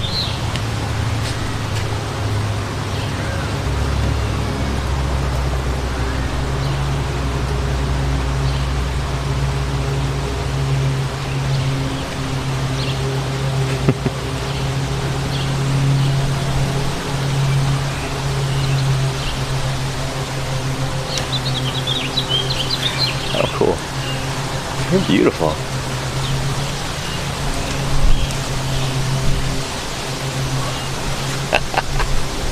Oh, man. And C Films, is a camel related to a dinosaur? No, not at all. Camels are mammals, like you and me. A camel is much more closely related to you or me than it is to a dinosaur. So these are mammals just like us. Yeah. And yeah, that would be a good clip, but I don't know. I'm not trying to harass the camels there, Mr. Fossil. It's not my intent. We're here to view them respectfully and quietly and not anger them. I'm sure they get enough people teasing them on a regular basis. I don't want to do that. I respect these animals far too much. So yeah. You want to write a song about camel mammals? There is a song about hoofed mammals that has camels in it. And it's called, I think the song might be called Llama or something. But if you look up on YouTube, what's your favorite ungulate? Ungulate, ungulate. Then there's a song, I forget who sings it, what the band is, but it's a catchy song. And it helps you remember different ungulates, different hoofed mammals. Pigs and camels and horses and rhinoceros and llamas. They didn't include whales in the song, though, because that was before we really understood that, yes, indeed, whales are actually hoofed mammals as well. They are ungulates. They evolved from ground-dwelling, hoofed carnivorous mammals. Something that would look kind of like picture like a wolf with hooves, and you might have an ancestral whale there. So yeah. Yeah, so C Films, to answer your question, camels are much more closely related to whales than they are to dinosaurs. It's pretty wild. Isn't that cool?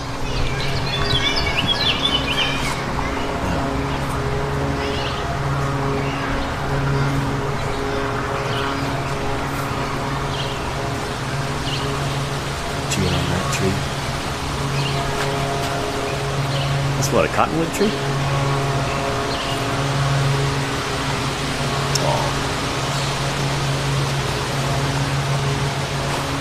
Scratch.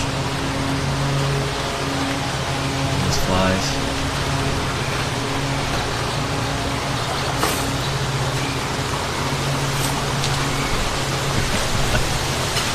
can't get enough of these camels. They're beautiful. And look at those big calluses on their knees. These big fleshy pads to help cushion themselves when they kneel down. It's very, very cool. All right, before we spend all day with the camels, let's continue on and go see something else. It looks like we've got some primate enclosures right here. I wonder if they're out and about right now. If they're inside, beating the heat. Ring-tailed lemur. Yeah, they've got to be inside right now. It's probably too hot outside for them.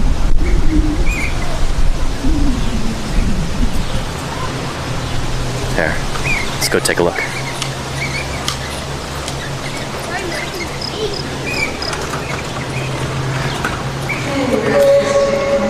Oh, nice and cool in here. You think they bite? We've got some kind of gibbon. Who are you?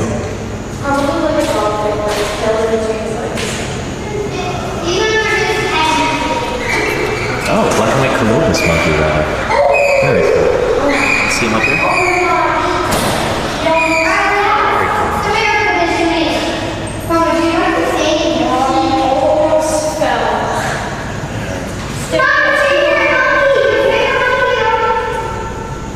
Very cool. He's just chilling.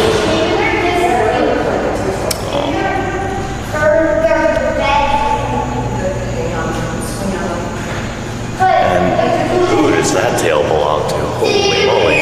That's the same critter right there. Look at that big bushy tail. Very cool. Now, before I forget, I'm going to get some pressed pennies here from the pressed penny machine. So let's do that.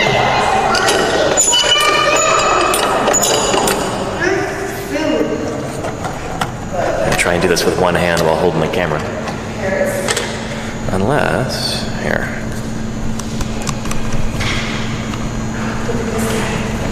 I'll try and use the tripod here. Oop.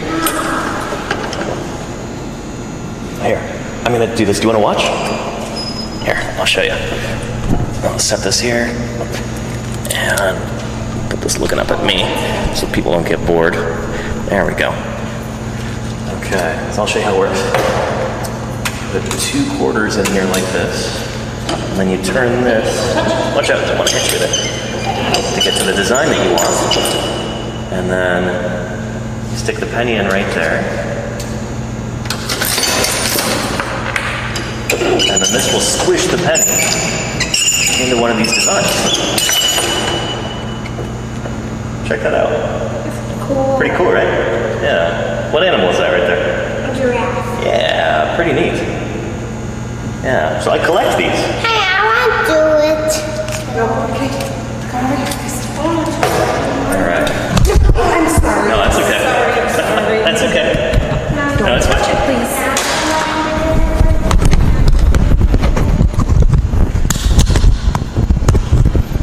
There we go.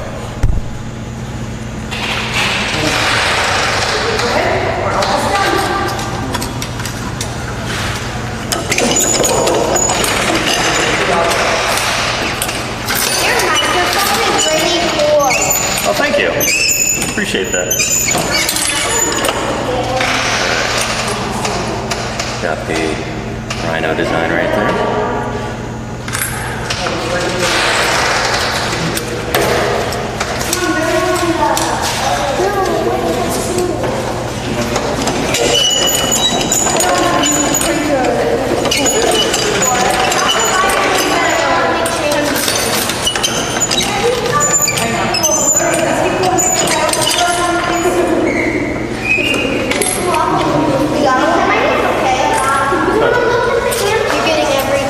Yep, trying to.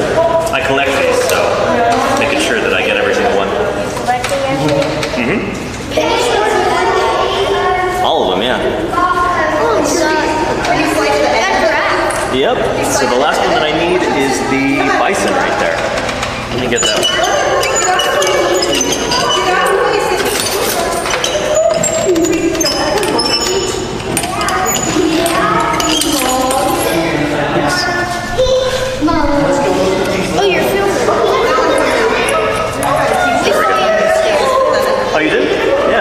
live stream right now, so there's people saying hello on there. Are you on YouTube? On Twitch, actually. Yeah. Yeah. Normally I talk about dinosaurs and stuff like that, but I've been doing this big road trip, and we don't really have a dinosaur museum here in Sioux Falls, so I'm here at the zoo instead. All right, there we go. Microphone's going up.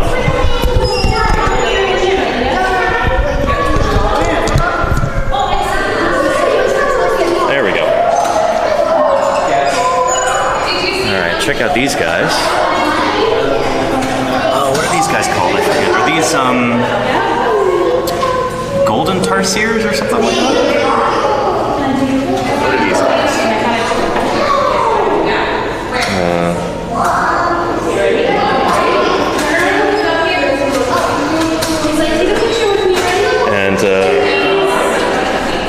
Here. Step out for a second. It was really loud in there, huh?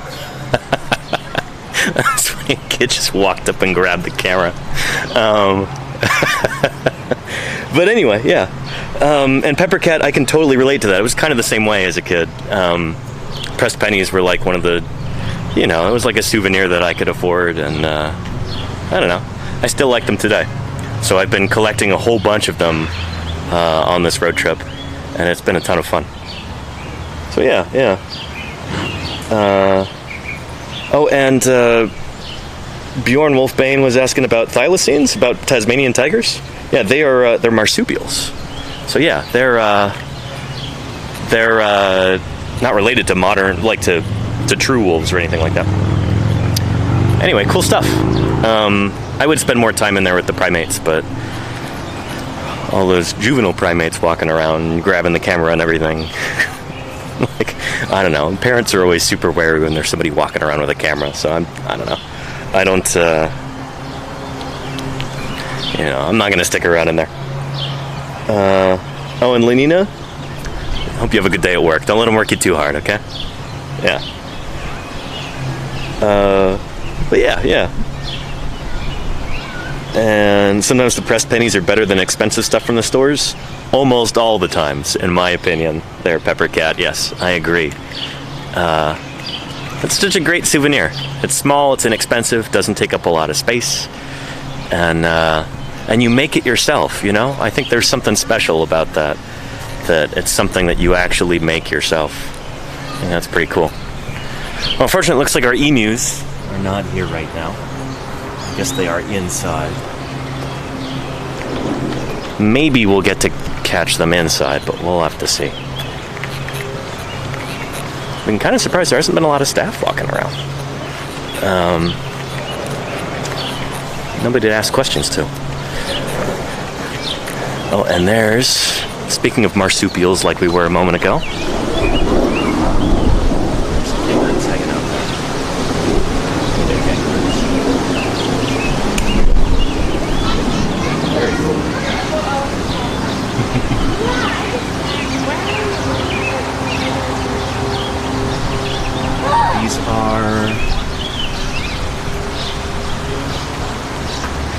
what kind of kangaroo? This is cool talking about the kangaroo ontogeny. Marsupials are so crazy the way that they reproduce. I mean, their young are basically like little tiny larvae. I remember talking about this with my undergrad advisor, actually, about how marsupials are very cool, but they're kind of hamstrung by the whole pouch thing, and that unlike placental mammals, which can adapt to all kinds of different environments, like think about whales. Whales have fully adapted to life in the sea. You probably couldn't get marsupial whales. It's just not something that could occur because they have to go through that crucial stage where they crawl from the birth canal into their mother's pouch. And so they have to have some tiny vestige of limbs in order to do that. And they can't, evolve things like flippers because of that. They still need those grasping limbs in order to be able to move from the birth canal to the pouch. I thought that was really interesting. It's a strategy that seems to work really well for them, but it does limit their adaptation to different environments, like to say the ocean, you know? So yeah.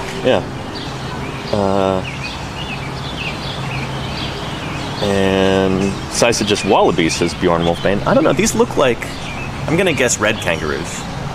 Because they're pretty big, and they've got that kind of short face. Some of those might be wallabies. That guy right there might be a wallaby, and that might be a red kangaroo who's lying down. But let's look at the sign. We don't have to speculate. We can find out for sure. Let's take a look. Who is this Roo? Hill Wallaroo. Okay, that was our little short-faced one. And red kangaroo, there we go. That's what I thought. Yeah. So red kangaroo and Hill Wallaroo. Very cool. Two different species just hanging out together. Pretty neat. Pretty neat.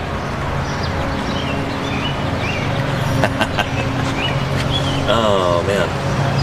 Yeah. Very cool. Very cool.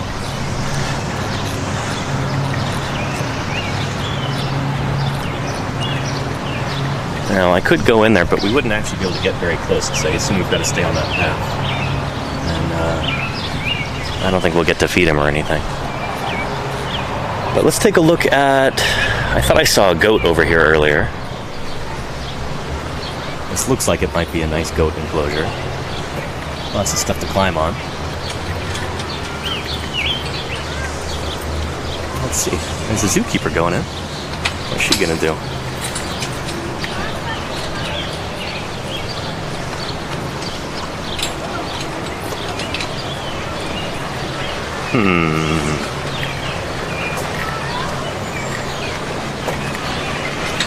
And Sparrow Cat. Oh, I'm glad you're enjoying this, Sparrow Cat.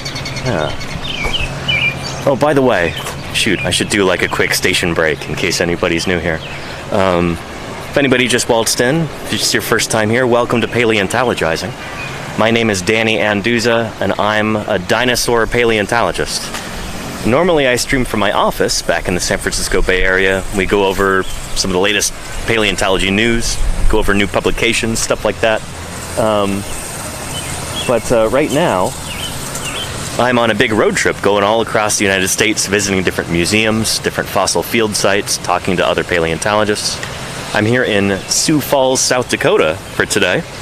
And we don't really have a fossil museum here in Sioux Falls, so I'm at the zoo instead, doing a live stream from the Great Plains Zoo.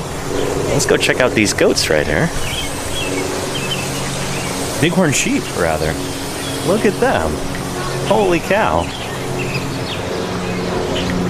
You are beautiful.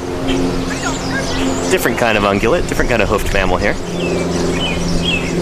I don't know if that's a juvenile or a female, but it doesn't quite have big horns yet for a bighorn sheep. Some pant in there in the sun.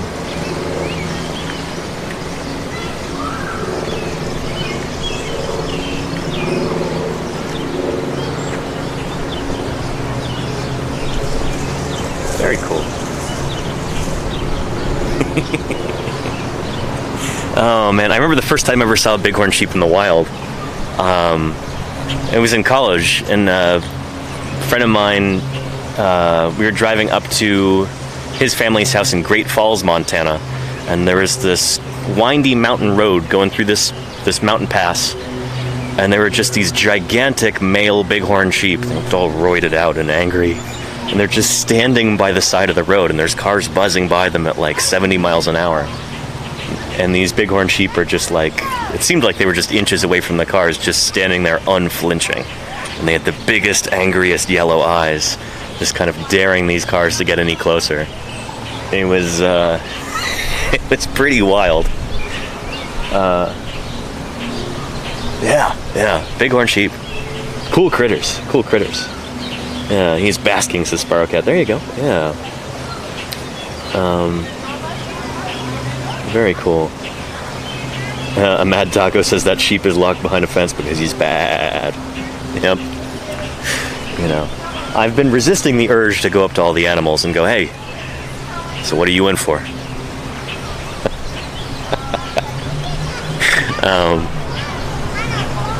Yeah.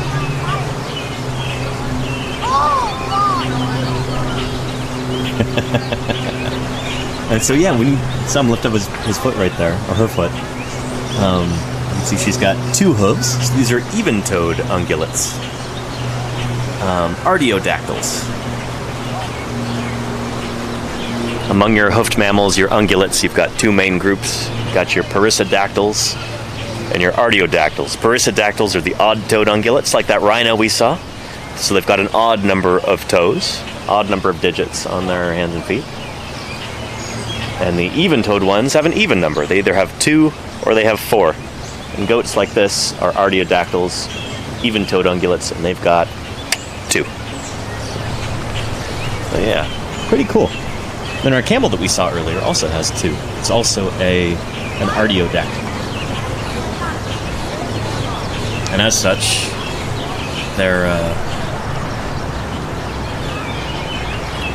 related to other, artiodactyls, things like deer, things like bovids, but not horses. Horses are odd-toed. They're perissodactyls. And I think whales are artiodactyls, because we talked about how they're derived from hoofed mammals, too. All right, let's go see what's over here. Shoot, our white pelicans are not on display because of the whole avian flu thing right now.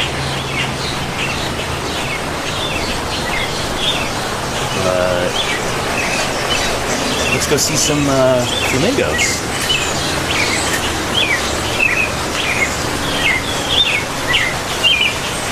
Goats like you laughing at me. There you go, Delta Rain. Goats have an attitude. Goats and sheep. Yeah. And there's our flamingos. Let's see some modern dinosaurs here. Look at these guys. Whoop. Hey there. How you doing? You having a good day? All cooped up inside because there's a pandemic. I've been there, guys. I've been there. It's for your own good. Look at that. So I wonder if that pink coloring is... Of course, it comes from their diet. I wonder if that has to be supplemented. Because I remember when I was a kid, I'd read that flamingos in zoos had to be given like red food coloring or something like that in order to give them that kind of pink hue to their feathers. Because normally they get it from their diet. I wonder if nowadays there is like food that they can be given that just has that in there naturally. Because normally it comes from the there's a certain like kind of color chemical in the bodies of crustaceans. I forget what it's called, but that apparently is what gives flamingos their pink color. It's a byproduct of what they eat. It's really interesting. So if you don't give them that in captivity, then they're just white, white flamingos.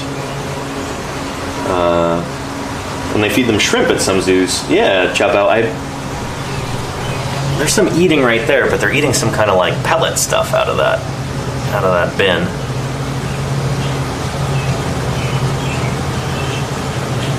I assume that's what they're eating anyway. Maybe that's just something on the surface to kind of hide what's underneath and add some enrichment. I don't know. I'm not sure. These guys have such crazy bills. I mean, this diagram talks about that a little bit. Look at this sort of upside down beak. It's really strange. But it works really well for them.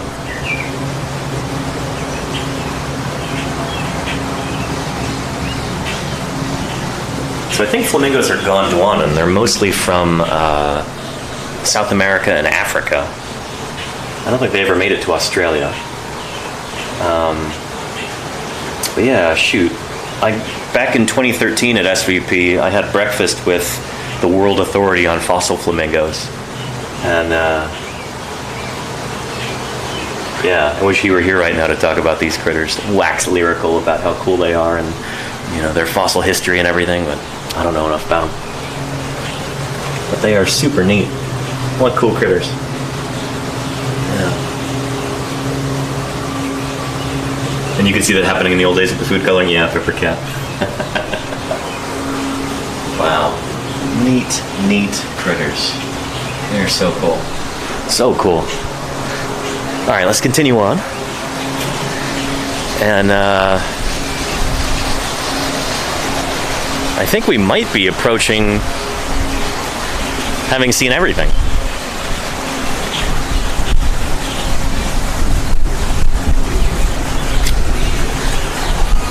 Yeah, let me make sure that the device is still charging and isn't going to die on me.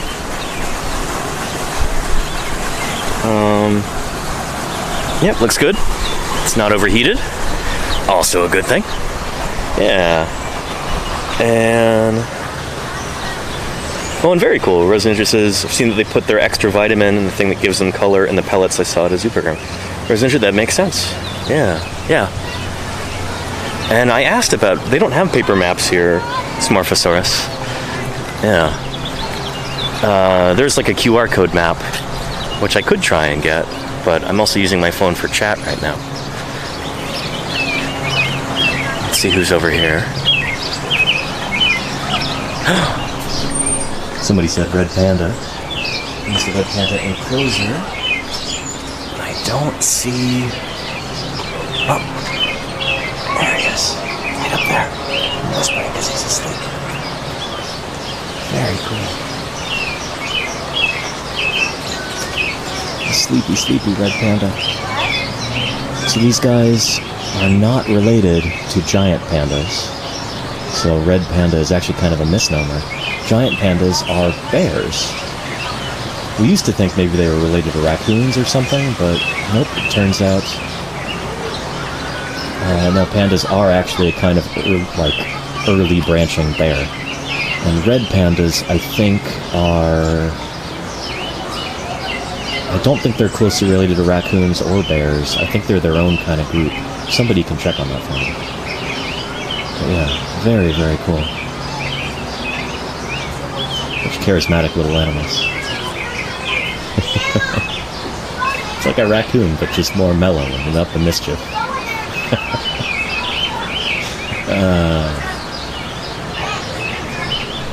What a cool critter.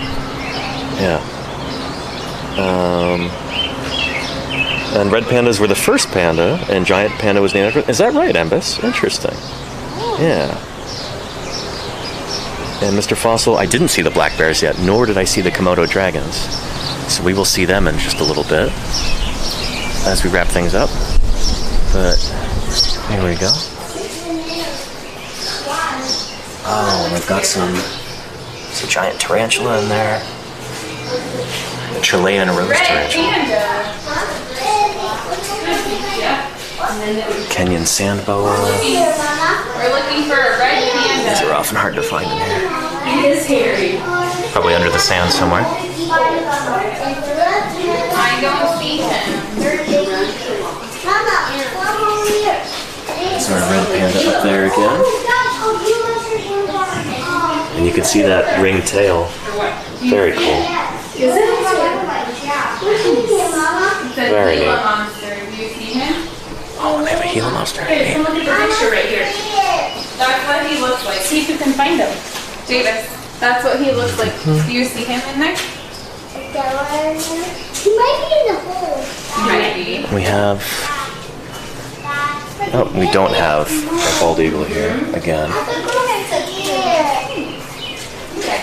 It's removed from exhibition to protect them from avians. Is the red panda out here? Oh yeah, I see him. Ooh, big old tarantula right there. Holy cow. And the webbing on the glass probably makes it hard to see. But yeah. Okay, come this way. And then... I don't know who that is in there. Some kind of amphibian there in the corner. Some kind of frog or toad. Some kind of froggy guy. Let's make sure we find our Gila monster too. You see him? He's orange and he has stripes tail. Where is he?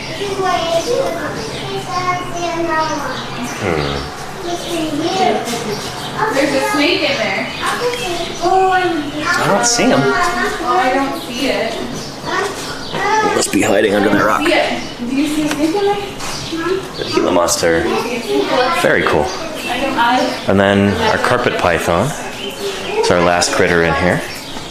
There we go. Yep, sure enough, like a carpet, they're on the ground. Yeah. Very cool.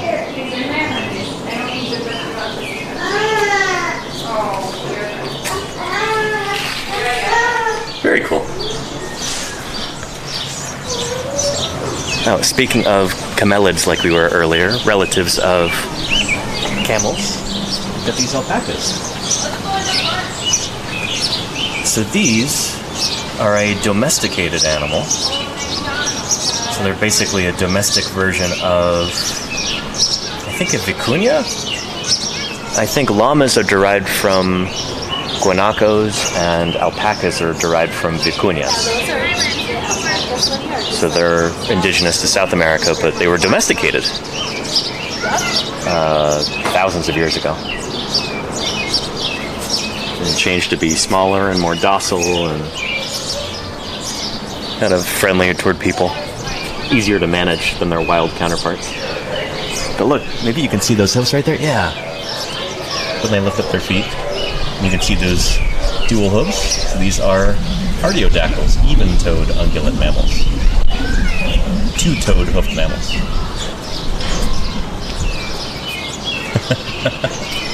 the way that they're groomed like this reminds me of when I was a kid. I grew up with Cocker Spaniels, and when my dog Val, Cocker Spaniel, would come home from the vet, she would look just like this alpaca right here.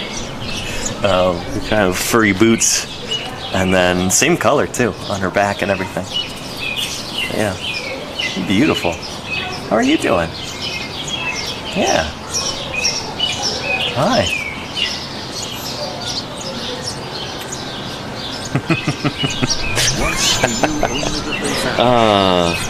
And the Hurricane, hey, thank you for the raid, and welcome to Paleontologizing.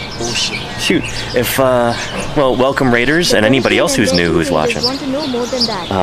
My name is Danny Anduza. I'm a dinosaur paleontologist.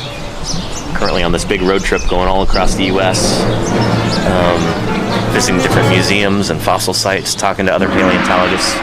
And there's nothing like that here in Sioux Falls, South Dakota, so we're at the zoo instead, having a great time.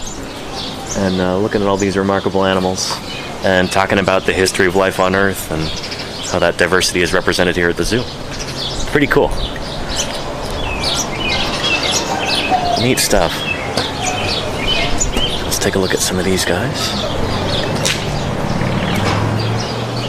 Who do we have in here? Oh, baby goats. Hey there. Hey there, goat guys.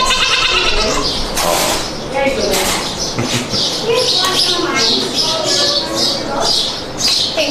Very cool.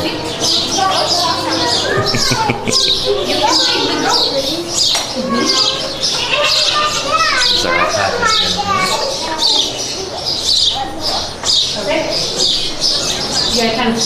Very cool.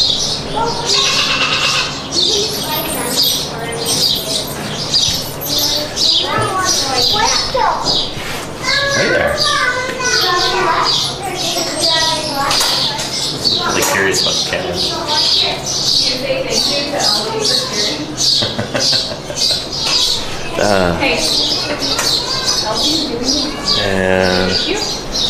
And there you go. Yeah, thank you, Cotton Candy Unicorn. That's what I was thinking. Red pandas are now their own group. They're not related to bears or to raccoons at all. Yeah. They're an ancient species in the order Carnivora superfamily Musteloidea. Interesting. Very cool. Thank you, Cotton Candy. Yeah.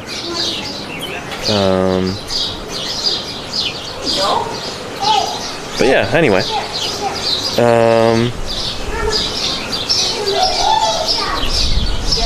Let's see here.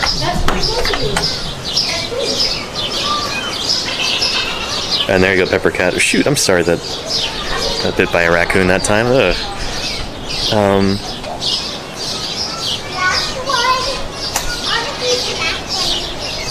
Yeah, shoot. Yeah, and if somebody's causing trouble in chat, I mean, I don't know. It's not worth it to have them around. Just give them the boot if you need to. Oh, and shoot, our chickens are not on display right now either because of the whole avian flu thing. Oh, hey there, Mr. Goo. Look at you. It's a handsome beard you got there. Yeah.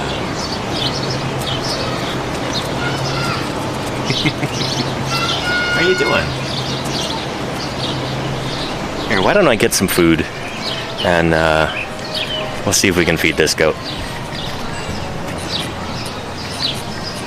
Yeah.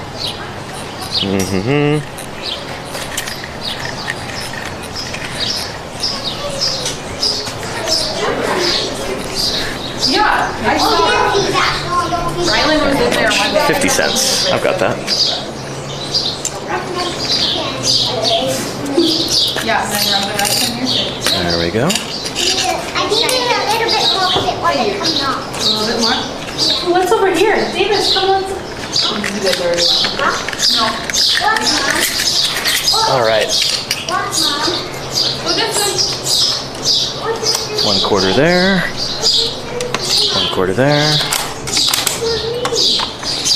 I gotta hold this with my knee so it doesn't open up and spill everywhere. So I'm doing this one-handed.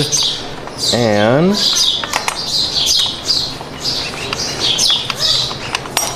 haha, only dropped one. How's that? Hey there.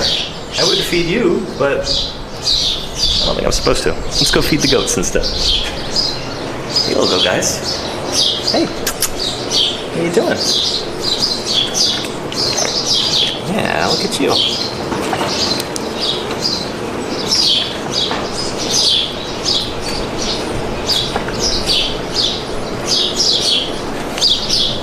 There you go.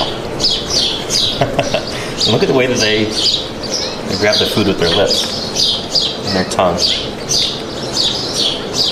There you go. So mammals oftentimes don't have a lot of like bony stuff going on at the front of their skull. It's mostly soft tissue. Oop, dropped it. Here.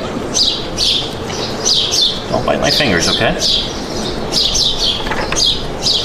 You're too gingerly about it. Your counterpart's just grabbing all of these. There you go.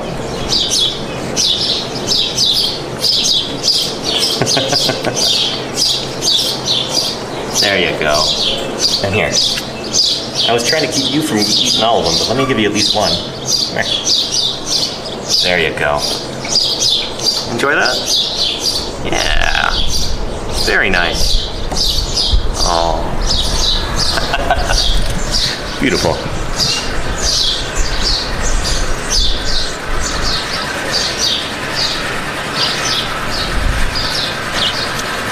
Well, all right, let's see what else we can spot. I think we're going to make our way toward the front of the zoo, see some black bears, I guess, and see some Komodo dragons, which I'm especially excited about. The world's largest living lizard. Yes, please. Oh, and there is a drinking fountain over there. Let me get some water, because I know people have been redeeming some hydrates. It's been a couple hours and I haven't had anything to drink. So let's get some water. There. Here goes my microphone.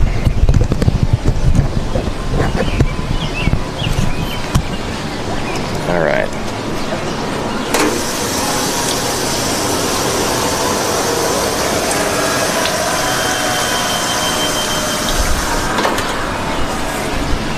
There we go. Let's continue on.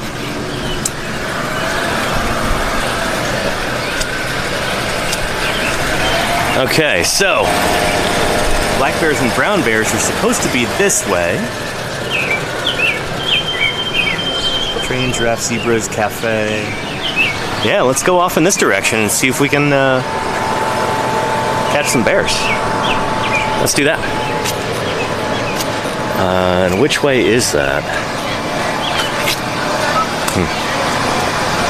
Hey, how's it going?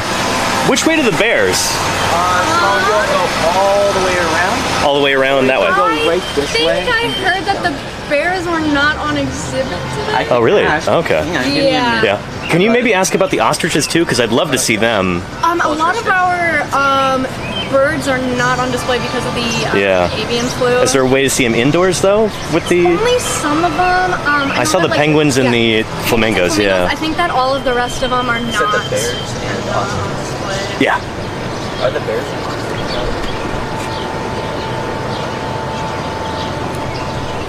You check? Thank you, by the way. Yeah.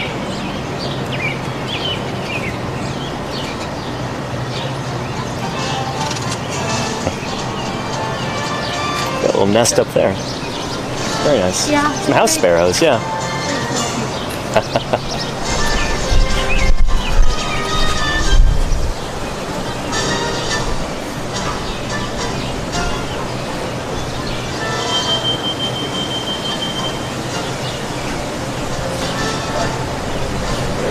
Just check. Thanks for checking.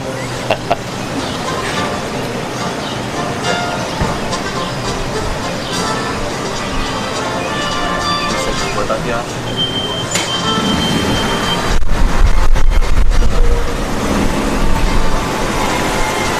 Okay, the brown bears aren't out, Okay. but the ostriches should be out. They should be out. Yes. Okay. Over in the savannah area. I'll go ask around. But yeah. Question. No, thank you for the help. I really appreciate it. Yeah. Have a good one. You're recording for like YouTube or something? For Twitch, actually. Yeah. Yeah. Yeah. Do you want to say hi?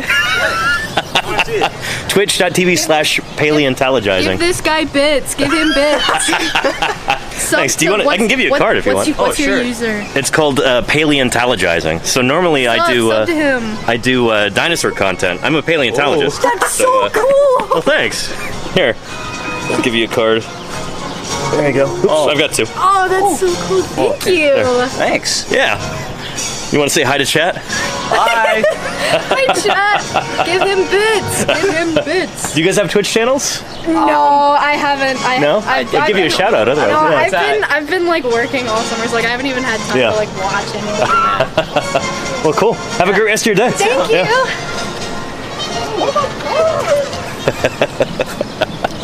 That was fun. Yeah. Very cool. Yeah. This last summer I didn't really see any of that. This summer I've already had a few people who are like, "Oh man, are you on Twitch right now?" They come up to me and talk to me, and it's been cool. Yeah. Like yesterday, the guy at the front desk at the hotel, he's like, "Are you a streamer?" I'm like, "No." Yeah. So yeah. It makes me happy that like Twitch has enough cultural reach at this point that people get excited about that. And I can hear them shouting about that right now. That's so funny. Very cool. Very cool.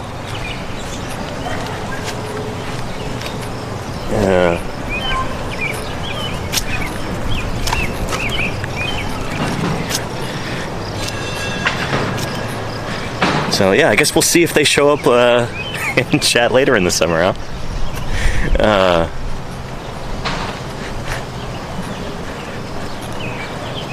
That'd be really cool. Make sure that we get them some gift subs or something if they show up.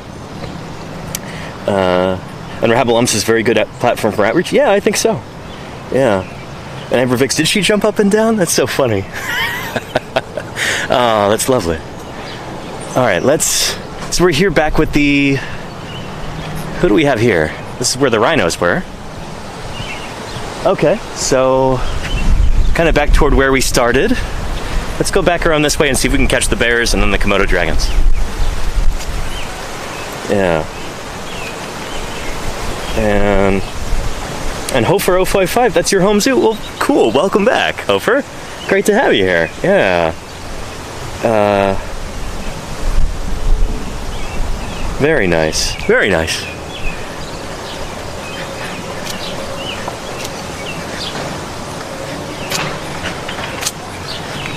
All right, and thank you, Claire, for, you said you clipped that, right? Thank you. Can't wait to watch that later. Yeah.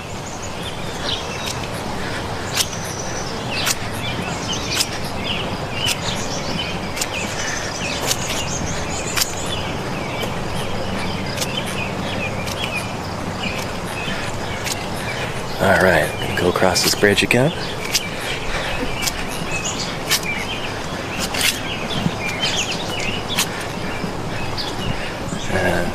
More ducklings down there. Look at them scooting around.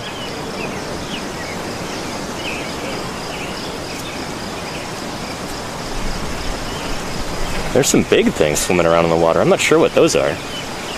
Catfish or something. Pretty cool. I like it when some of the local wildlife comes and just makes a home here in the zoo among all these non-native species. That's always really cool. Makes me smile. Could be carp, X of Kirsten, yeah.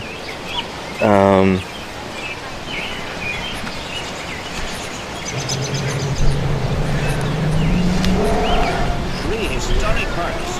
What's all this archaic anatomy in here? Yeah, there's our bison again. Like we saw at the beginning of the stream. So we're retracing our steps. That must be the brown bear exhibit. Yeah. And I think they are off of display right now. But let's see if we can catch some black bears. And take a look at them.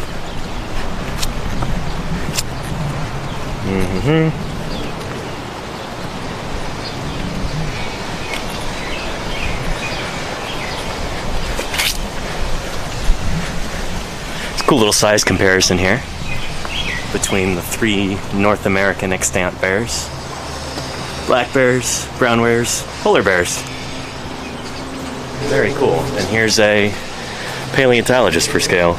These guys have got a boost because their feet aren't touching the ground. Like me. But, yeah. Size comparison there.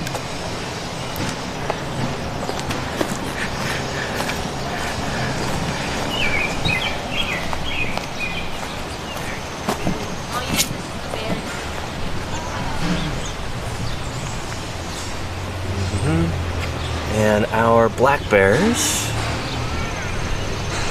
might be out there. They might be hiding in that concrete tube, or they might be indoors right now. I am not sure. We'll have a walk around and we'll see if we can spot them.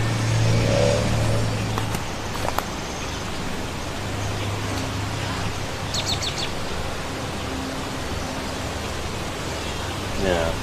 And Rose Ninja, hey, I'm glad this is helping you keep focused. Yeah. And Bjorn Wolfbane, how tall are you for context?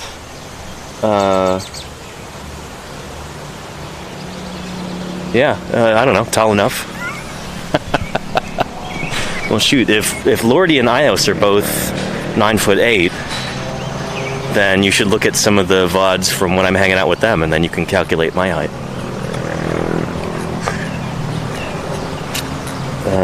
Yeah. Yeah. Oh, cool, Rose Ninja. Nice. Drawing the same thing over and over again? I've done that before for, not for a class, but just like to try and become good at drawing something from memory. There's our bison there again, like we saw at the beginning of the stream. Hanging out in the sun. Whipping those tails around. Shoo away flies. Very cool. Alright, and I don't think the bears are in that exhibit because there's people in there right now, and I don't think people would be in there with the bears at the same time. Yeah.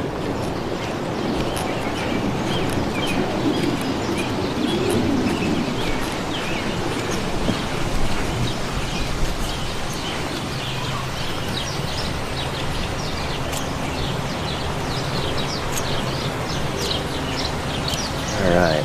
Arctic fox, I assume, is also not out right now. Probably inside staying cool. They're definitely a cold weather animal, Arctic foxes.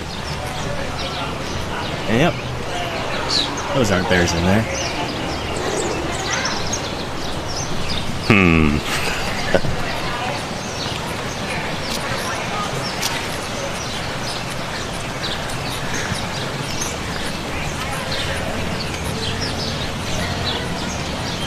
Alright, that's kind of cool. Fortress of the Bears.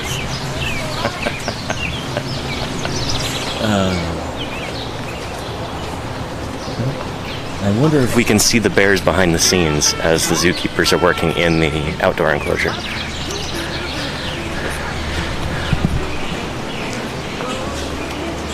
Let's see. I'm not seeing them. A year and a half.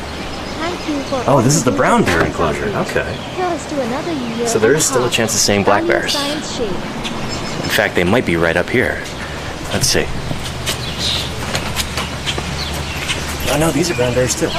And there they are. Holy cow. Beautiful.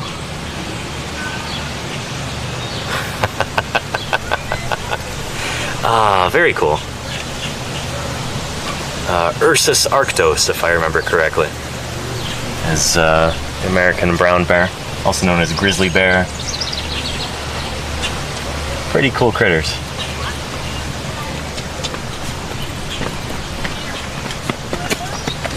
Stomping around in there in the water.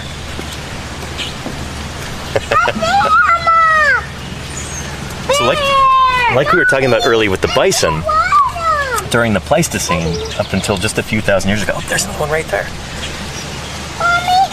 There were multiple species, and more than we have today, species of bear here in North America, including the short-faced bear, which, contrary to its name, didn't actually have a short face, but it did have very long legs. You wanna go look down there? It's probably a pretty fast runner, Come on, guys. and it was significantly larger than a modern grizzly.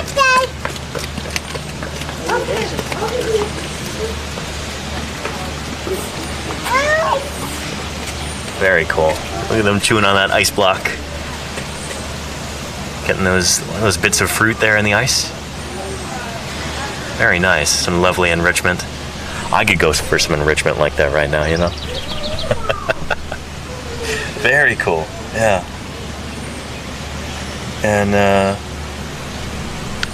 yeah. Ultimus Frizzle. Yes, grizzly bears are large boys and gals.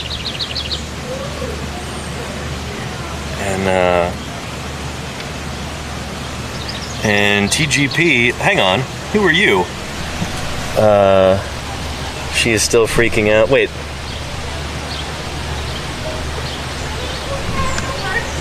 Oh, Kodali says come back for a free carousel ride if you want. Wait. TGP, are you my new friends I just met over there by the carousel? Well, I will have to come do that. Hang on just a minute. I'm over with the brown bears right now. But let me boogie on back over there and meet you. Give me just a few minutes. Right, let's make a beeline. Oh, and let me sanitize my hands after... Oh, it's empty. After feeding those goats.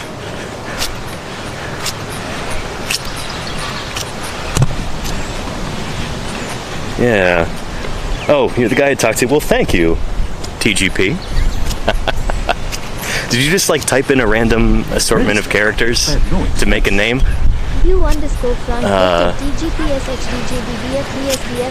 Yeah, which is cool if you did that.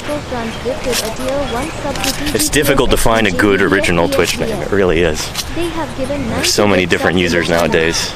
It's hard to find a good original name.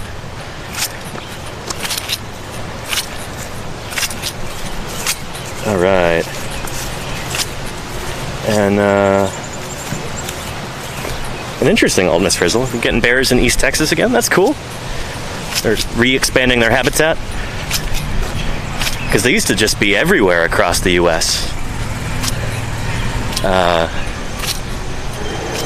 Shoot, there have been fossils of black bear skulls from like down the street from where I grew up in the San Francisco Bay Area.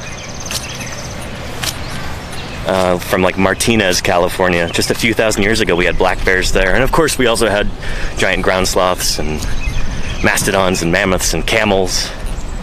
All kinds of cool critters like that. But, yeah, it's interesting. North America was a very wild place very recently. Up until just a few thousand years ago, you had all kinds of cool megafaunal mammals walking around doing their thing. So, yeah.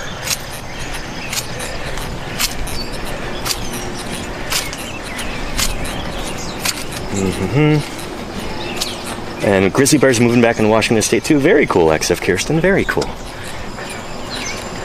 And we used to have grizzlies in California until very recently too. If you've ever wondered why there's a grizzly bear on the California state flag, it's because the California grizzly, up until very recently, used to be a big deal. There were hundreds, maybe even, well, not maybe thousands, definitely thousands, maybe hundreds of thousands of grizzly bears all throughout the Central Valley of California. When some of the, like, when the Spanish came to California, they wrote about seeing just hundreds of grizzly bears all in this one little valley, just walking around grazing on grass and eating grubs and stuff off of the ground. They used to be everywhere. And unfortunately, they were all hunted to extinction. I think the last of the California grizzlies was shot in like 1912 or something. It's such a shame that such a beautiful animal, such a wonderful creature could just be completely driven to extinction within the state of California. That's a reminder that, you know, even as well adapted as animals are to their environments, they can still be really vulnerable to human encroachment. And, yeah, we gotta make sure that we take care of them. Alright, here's the carousel.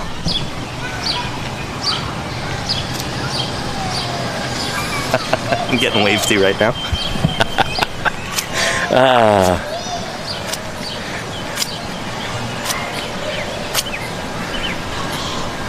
Oh, this is gonna be fun.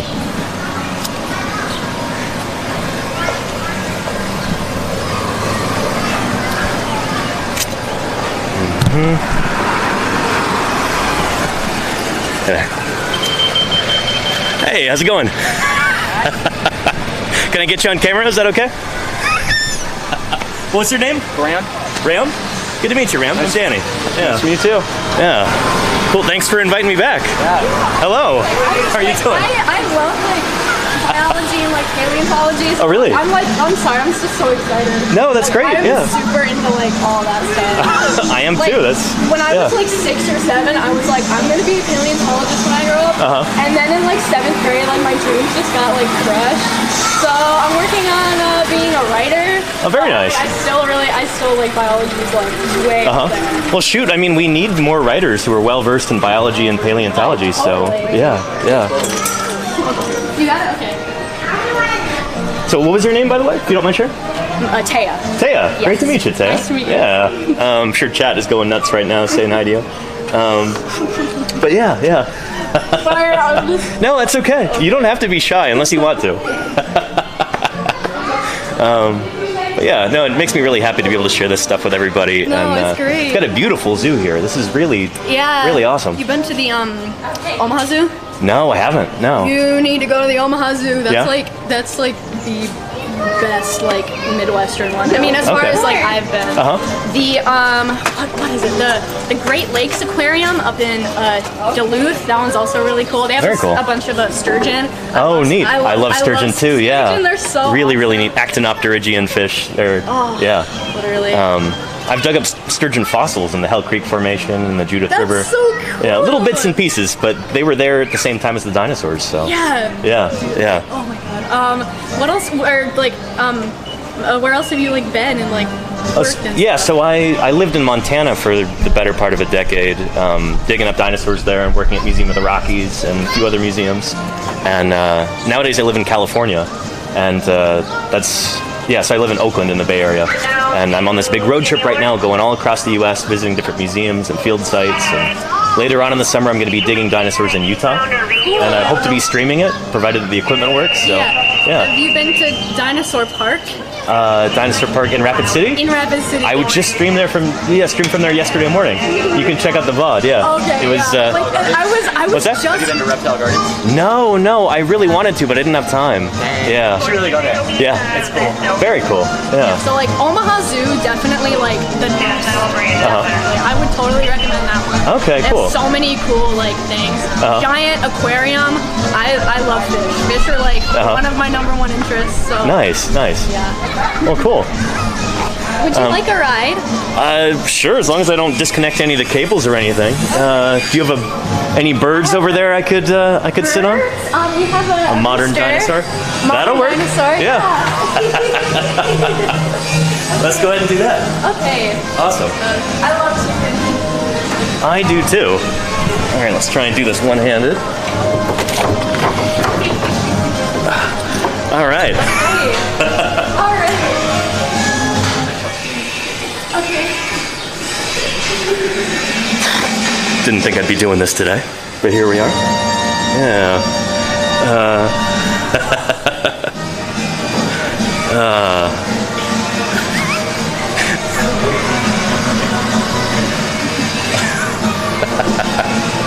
Oh man, yeah. And yeah, free ride on the carousel, right? How you doing, Dad? It's great to see you.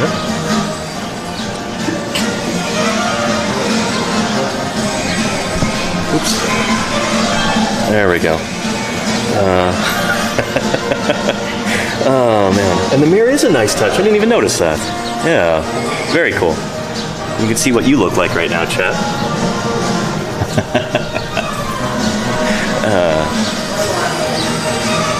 Chat, your hair looks crazy. What's going on with that?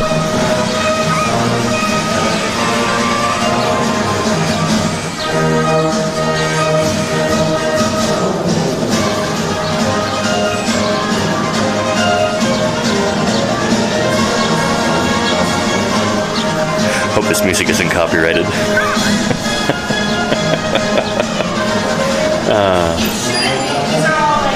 Yeah. Yeah, no worries. It's like maybe John Philip Sousa or something like that.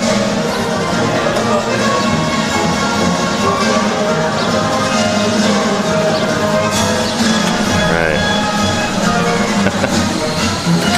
Pretty nice glass eyes on this. Very realistic.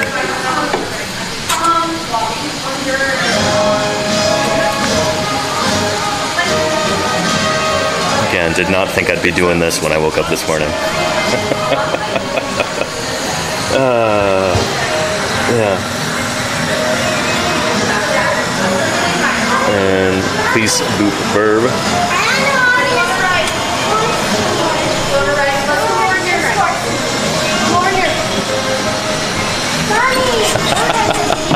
You want to wave hi?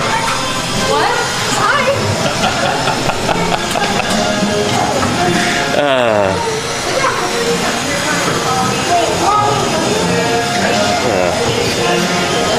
I think we might be about to start.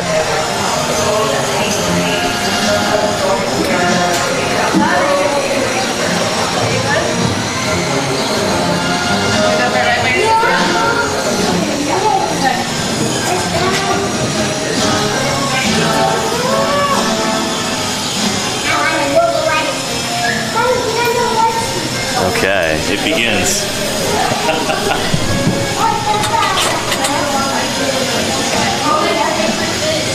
Oh, so Taya just said, I don't know if you could hear her, but she said Twitch chat, comment your favorite fish right now.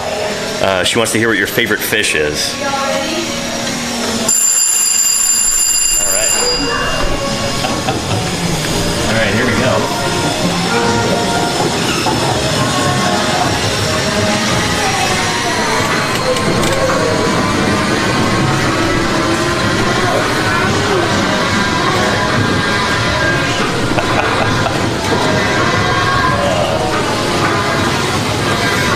Very cool.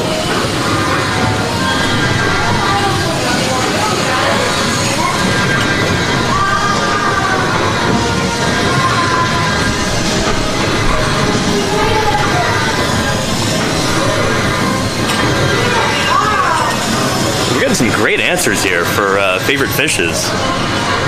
Holy cow. We'll have to discuss with Taya in a second. Very cool.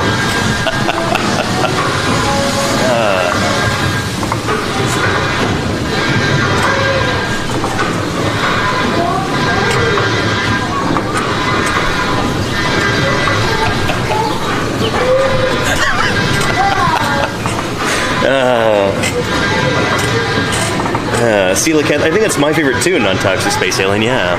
Latimeria columnae. We'll talk about that in just a minute here.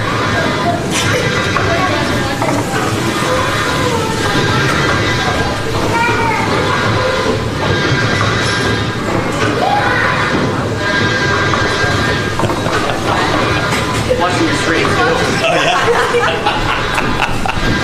Watching the stream at the same time. Very cool. All right.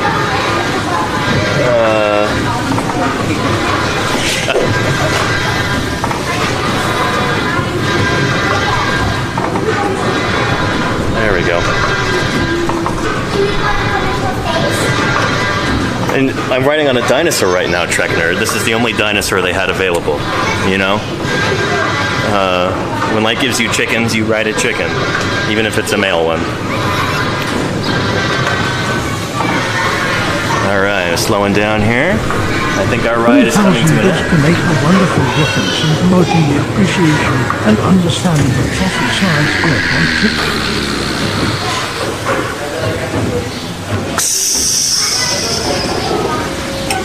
All right, here we go.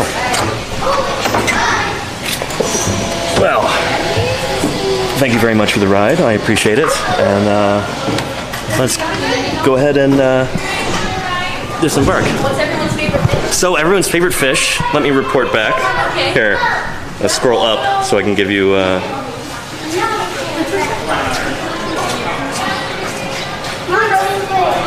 There we go. All right, we're getting a lot of coelacanth, which is mine too. Oh, coelacanths, I love coelacanths. Latimeria columnae, I think, is the one from off the coast of Africa. But who else have we got? Let's see. I saw a bunch of swordfish. Oh, swordfish are awesome. Salmon, pufferfish. Yeah, salmon, pufferfish. Right, yeah. Somebody said flatfish or flounder or something. Oh, they said those are- pancake fish, but I'm trying to Pancake translate fish, here. yeah. Yeah, sunfish. That's a great one. Yeah, mola mola. Very, very cool. Now I have to ask you, as a fish devotee, what is your favorite fish? Beta fish. Beta fish? They're my absolute favorite. Okay, Like yeah. ever since I got into like fish keeping, like it's been like years, but nothing can top them. Very cool. They're Do you have a my- favorite color of beta fish? No, I'm trying to think about favorite tail type. Tail type, okay. I clearly don't know enough about beta fish. Oh no, there's like there's a whole bunch of different. I can imagine, yeah. A bunch of different breeds and varieties. Veil and- tails are classics. Yeah. Half moons. Double tails. Yeah, just I think just a classic half moon is a Okay. nice tail type. That sounds very elegant. Yeah, they're super pretty. Nice. Well, thank you again. Here, let me follow you out there, yeah.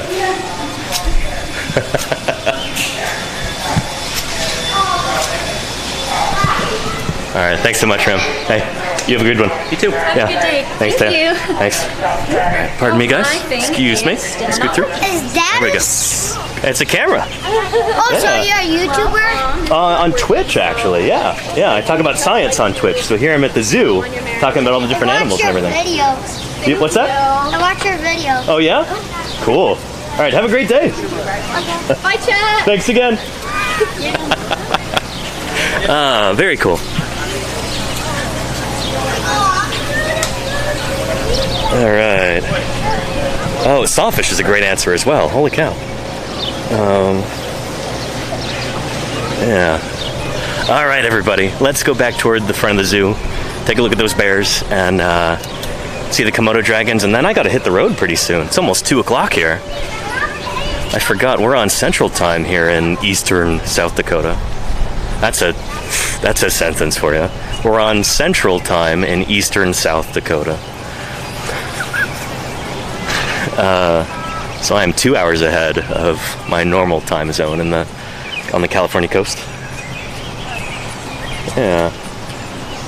Lucy Fate says, thanks for the follow, kid. There you go. Yeah. Yeah. Very cool. And Chabo, I doubt he's seen any of my YouTube videos. I don't really, I haven't had many viewers on YouTube. Far fewer than here on Twitch. But yeah. Anyway, yeah. Hope everybody enjoyed the carousel ride. I think that was a lot of fun. Yeah, and huge shout out to Ram and Taya. Being so enthusiastic and so welcoming and so cool. Really appreciate that. There's some real ones. So thank you, Ram and Taya. And you see Taya engaging with chat like that? She's like, put your favorite fish into chat. Chat, what's your favorite fish? She's a natural. She should have a Twitch channel. Yeah.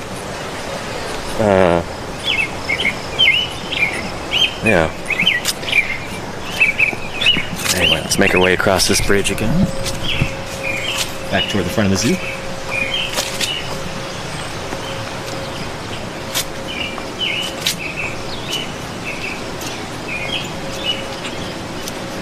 Past our bison again.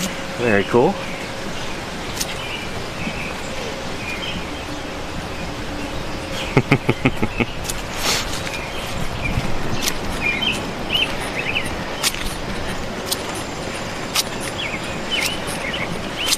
Man, I can't get enough of these bison.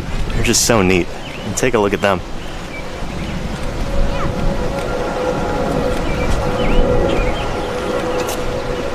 Very cool. Hey there.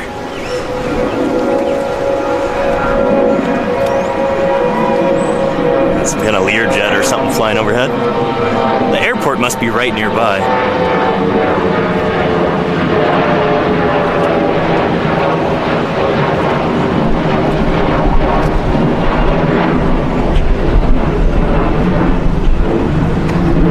Very cool. Very cool. All right. And Arapaima, that's another great fish, Lexus Spen. Yeah, absolutely.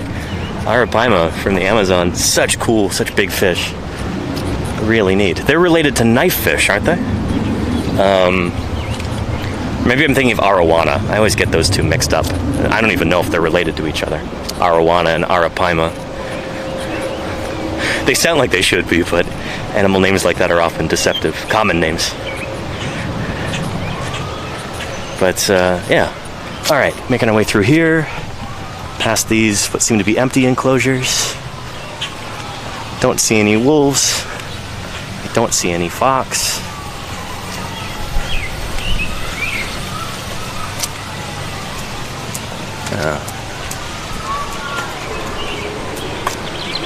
That's funny. Arctic fox might be one of the few animals that's like perfectly at home here during the winter. And there's our grizzly. Holy cow. Wow. Thank you for visiting the Great Lakes. Beautiful critter. There's more than 500 animals at our 2 o'clock festival. Please join us outside the Zoo Veterinary Clinic for our 2 o'clock. There's a bear splashing around the water. Shoot, we gotta go see that. Holy cow. Hopefully we can make it there in time. There's a whole bunch of people around.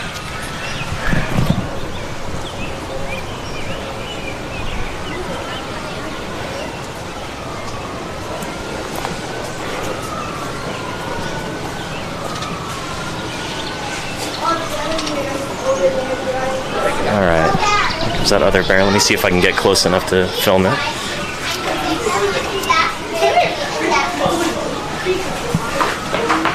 Let's see. Oh, we just missed it. He went in there. Shoot, I heard the splashing and everything. Maybe he'll come back out. Oh, there he comes. Wow. Ever seen him go in and out? No, I haven't. This is my first time here at the zoo. I haven't gotten to see him go out and in. Yeah. I think that's a new tunnel that they just made. Oh, really? Yeah. Oh, cool. I have Is this the first time you've seen it? Yeah. Yeah. I've been here like since I was 2, and I was 6.5 Very cool. for 4 years. Nice. You like the zoo a lot? I think it's pretty cool too. Yeah. He was just eating some lettuce in here. It's leftover just laying in the water. Some lettuce? Let's see if I can see that. Yeah, sure enough, there it is. Very cool. What's that? This is a camera that I have with a microphone on it. That's the fuzzy thing. Oh. Yeah. Very cool. I don't think I've ever seen a bear eat lettuce before. But I guess they'll eat just about anything. Yeah. Pretty cool. All right, let's go ahead and move on. Thanks for talking with me. All right. Let's see if we can spot anybody up here. Yep. It's that other brown bear. Chowing down on that ice pop treat. Very cool.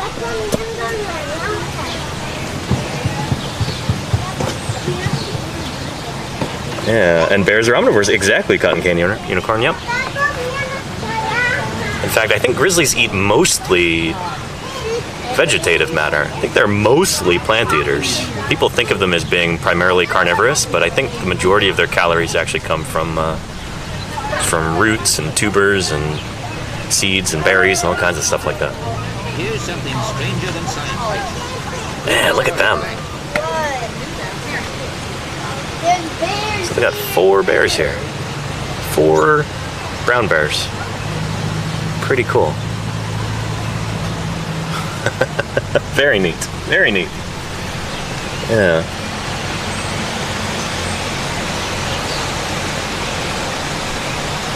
I'm tearing apart that ice block.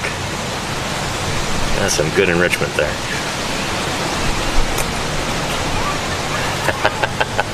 All right, let's continue on. So we've seen some bears. Let's see if the tiger's doing anything interesting.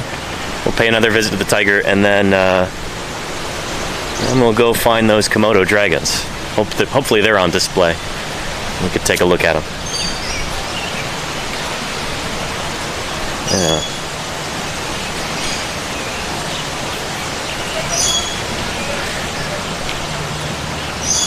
All right, and what is that supposed to be? A statue? Is that a Dicynodont or a sort of synapsid? What is this thing? Gumdrops. In memory of John B. Jameson. He loved all God's creatures, great and small, including whatever this is. Is this supposed to be like a basal sauropodomorph or something like that? I think it's supposed to be a dinosaur. It's got those upright limbs, like a dinosaur should. That's pretty cool. I don't know. I'm guessing it's supposed to be like a juvenile plateosaur or something like that, like Plateosaurus. It's a little wide and squat though for that kind of thing. All right, there's our tiger asleep again, right where we left her.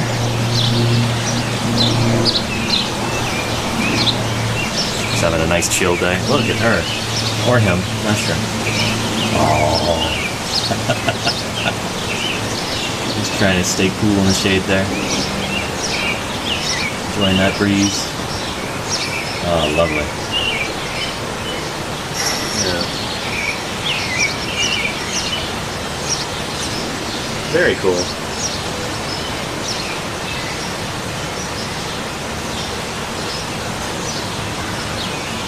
Oh, she's a her.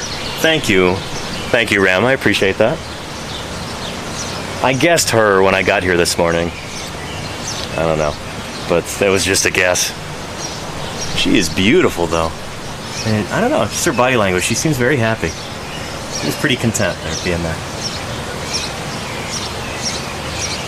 Pretty cool. Oh, look at her. Oh.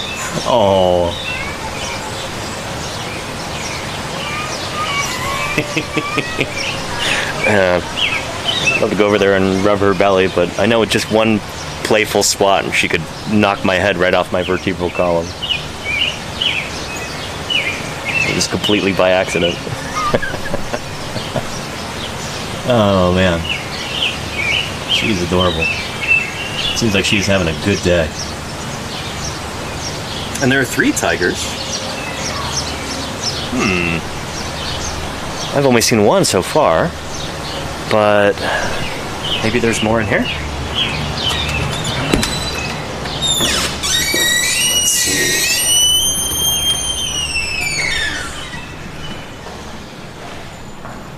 So there she is over there.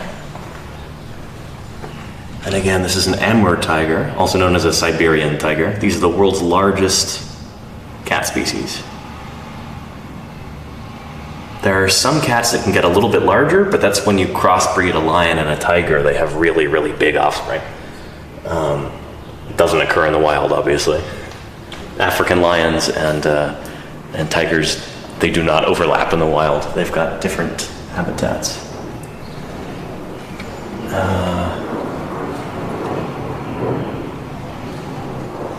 It used to be that lions and tigers would overlap in India, but those were Asiatic lions. I think maybe they still do in a very small part of their range, but they obviously do not interbreed in the wild. It's only under captive conditions do they get desperate enough to do that. Yeah, I'm not seeing any snow leopards in here, but they might be out chilling someplace else, because it is very hot outside right now. And as adaptable as snow leopards might be, I doubt they like the heat very much, you know?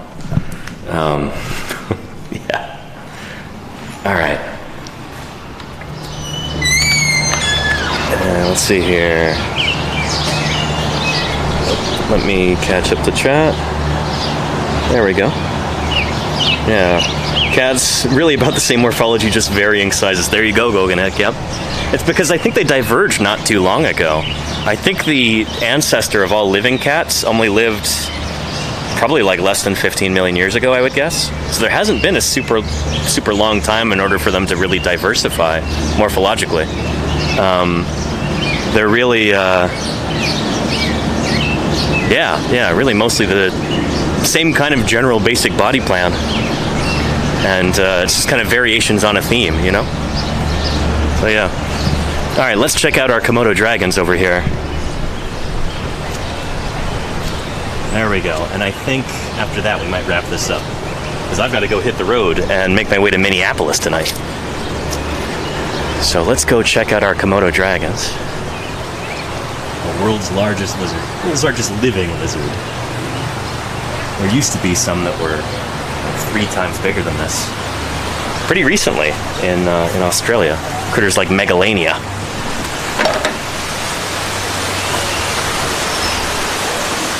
Where are they?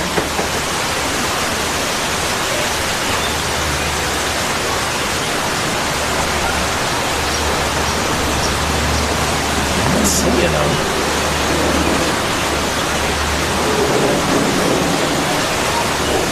Oh, there we go. Kind of hiding, you could just see head and the back and the tail camouflaged against those rocks. See, chat? Give me a 3 in chat if you can see. Yeah. And Rehabalum, there you go, yeah. Oh, they're not, you know, they're just doing chill lizard things. That one's just sitting there.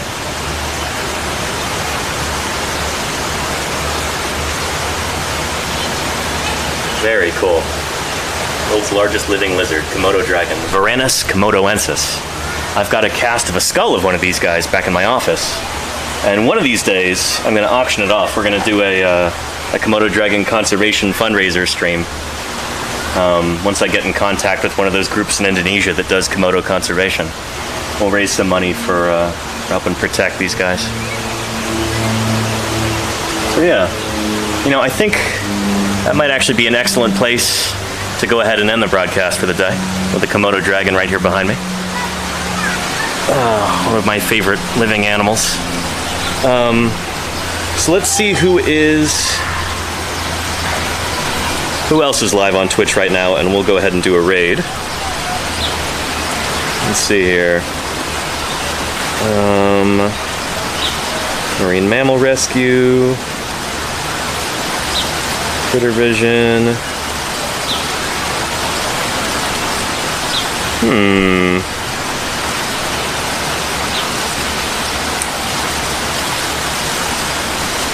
Let's see, I think we are going to go ahead and raid into Marine Mammal Rescue. And, let's see, unless they've got emotes only chat, let's see.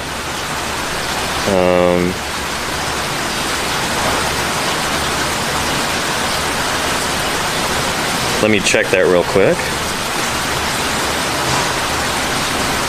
Nope, they do not. Excellent. It might be followers only chat, but let's go right into Marine Mammal Rescue. Given that we are doing a stream in the same category today, I figure that's appropriate. So let's go into chat there. Marine Mammal Rescue. Follower or subscriber only chat. I think it's follower only chat. So be prepared to follow if you want to. But we're going to go right into Marine Mammal Rescue. Everybody, thank you for making this another wonderful stream. Really appreciate your viewership and your financial support and your enthusiasm and your questions. I hope you'll join me in future streams. Tonight I'm headed to Minneapolis, and tomorrow we're going to do a stream from the Science Museum of Minnesota. We're going to see some dinosaurs, we're going to see some other fossils. It's going to be a great time. It's a beautiful museum, so I hope you tune in then tomorrow morning for that stream. It's going to be a lot of fun.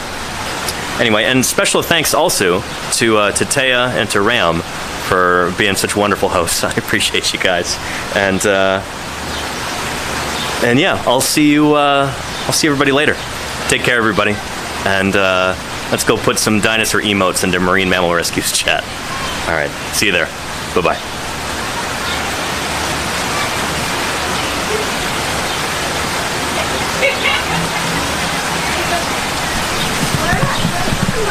We gotta find her.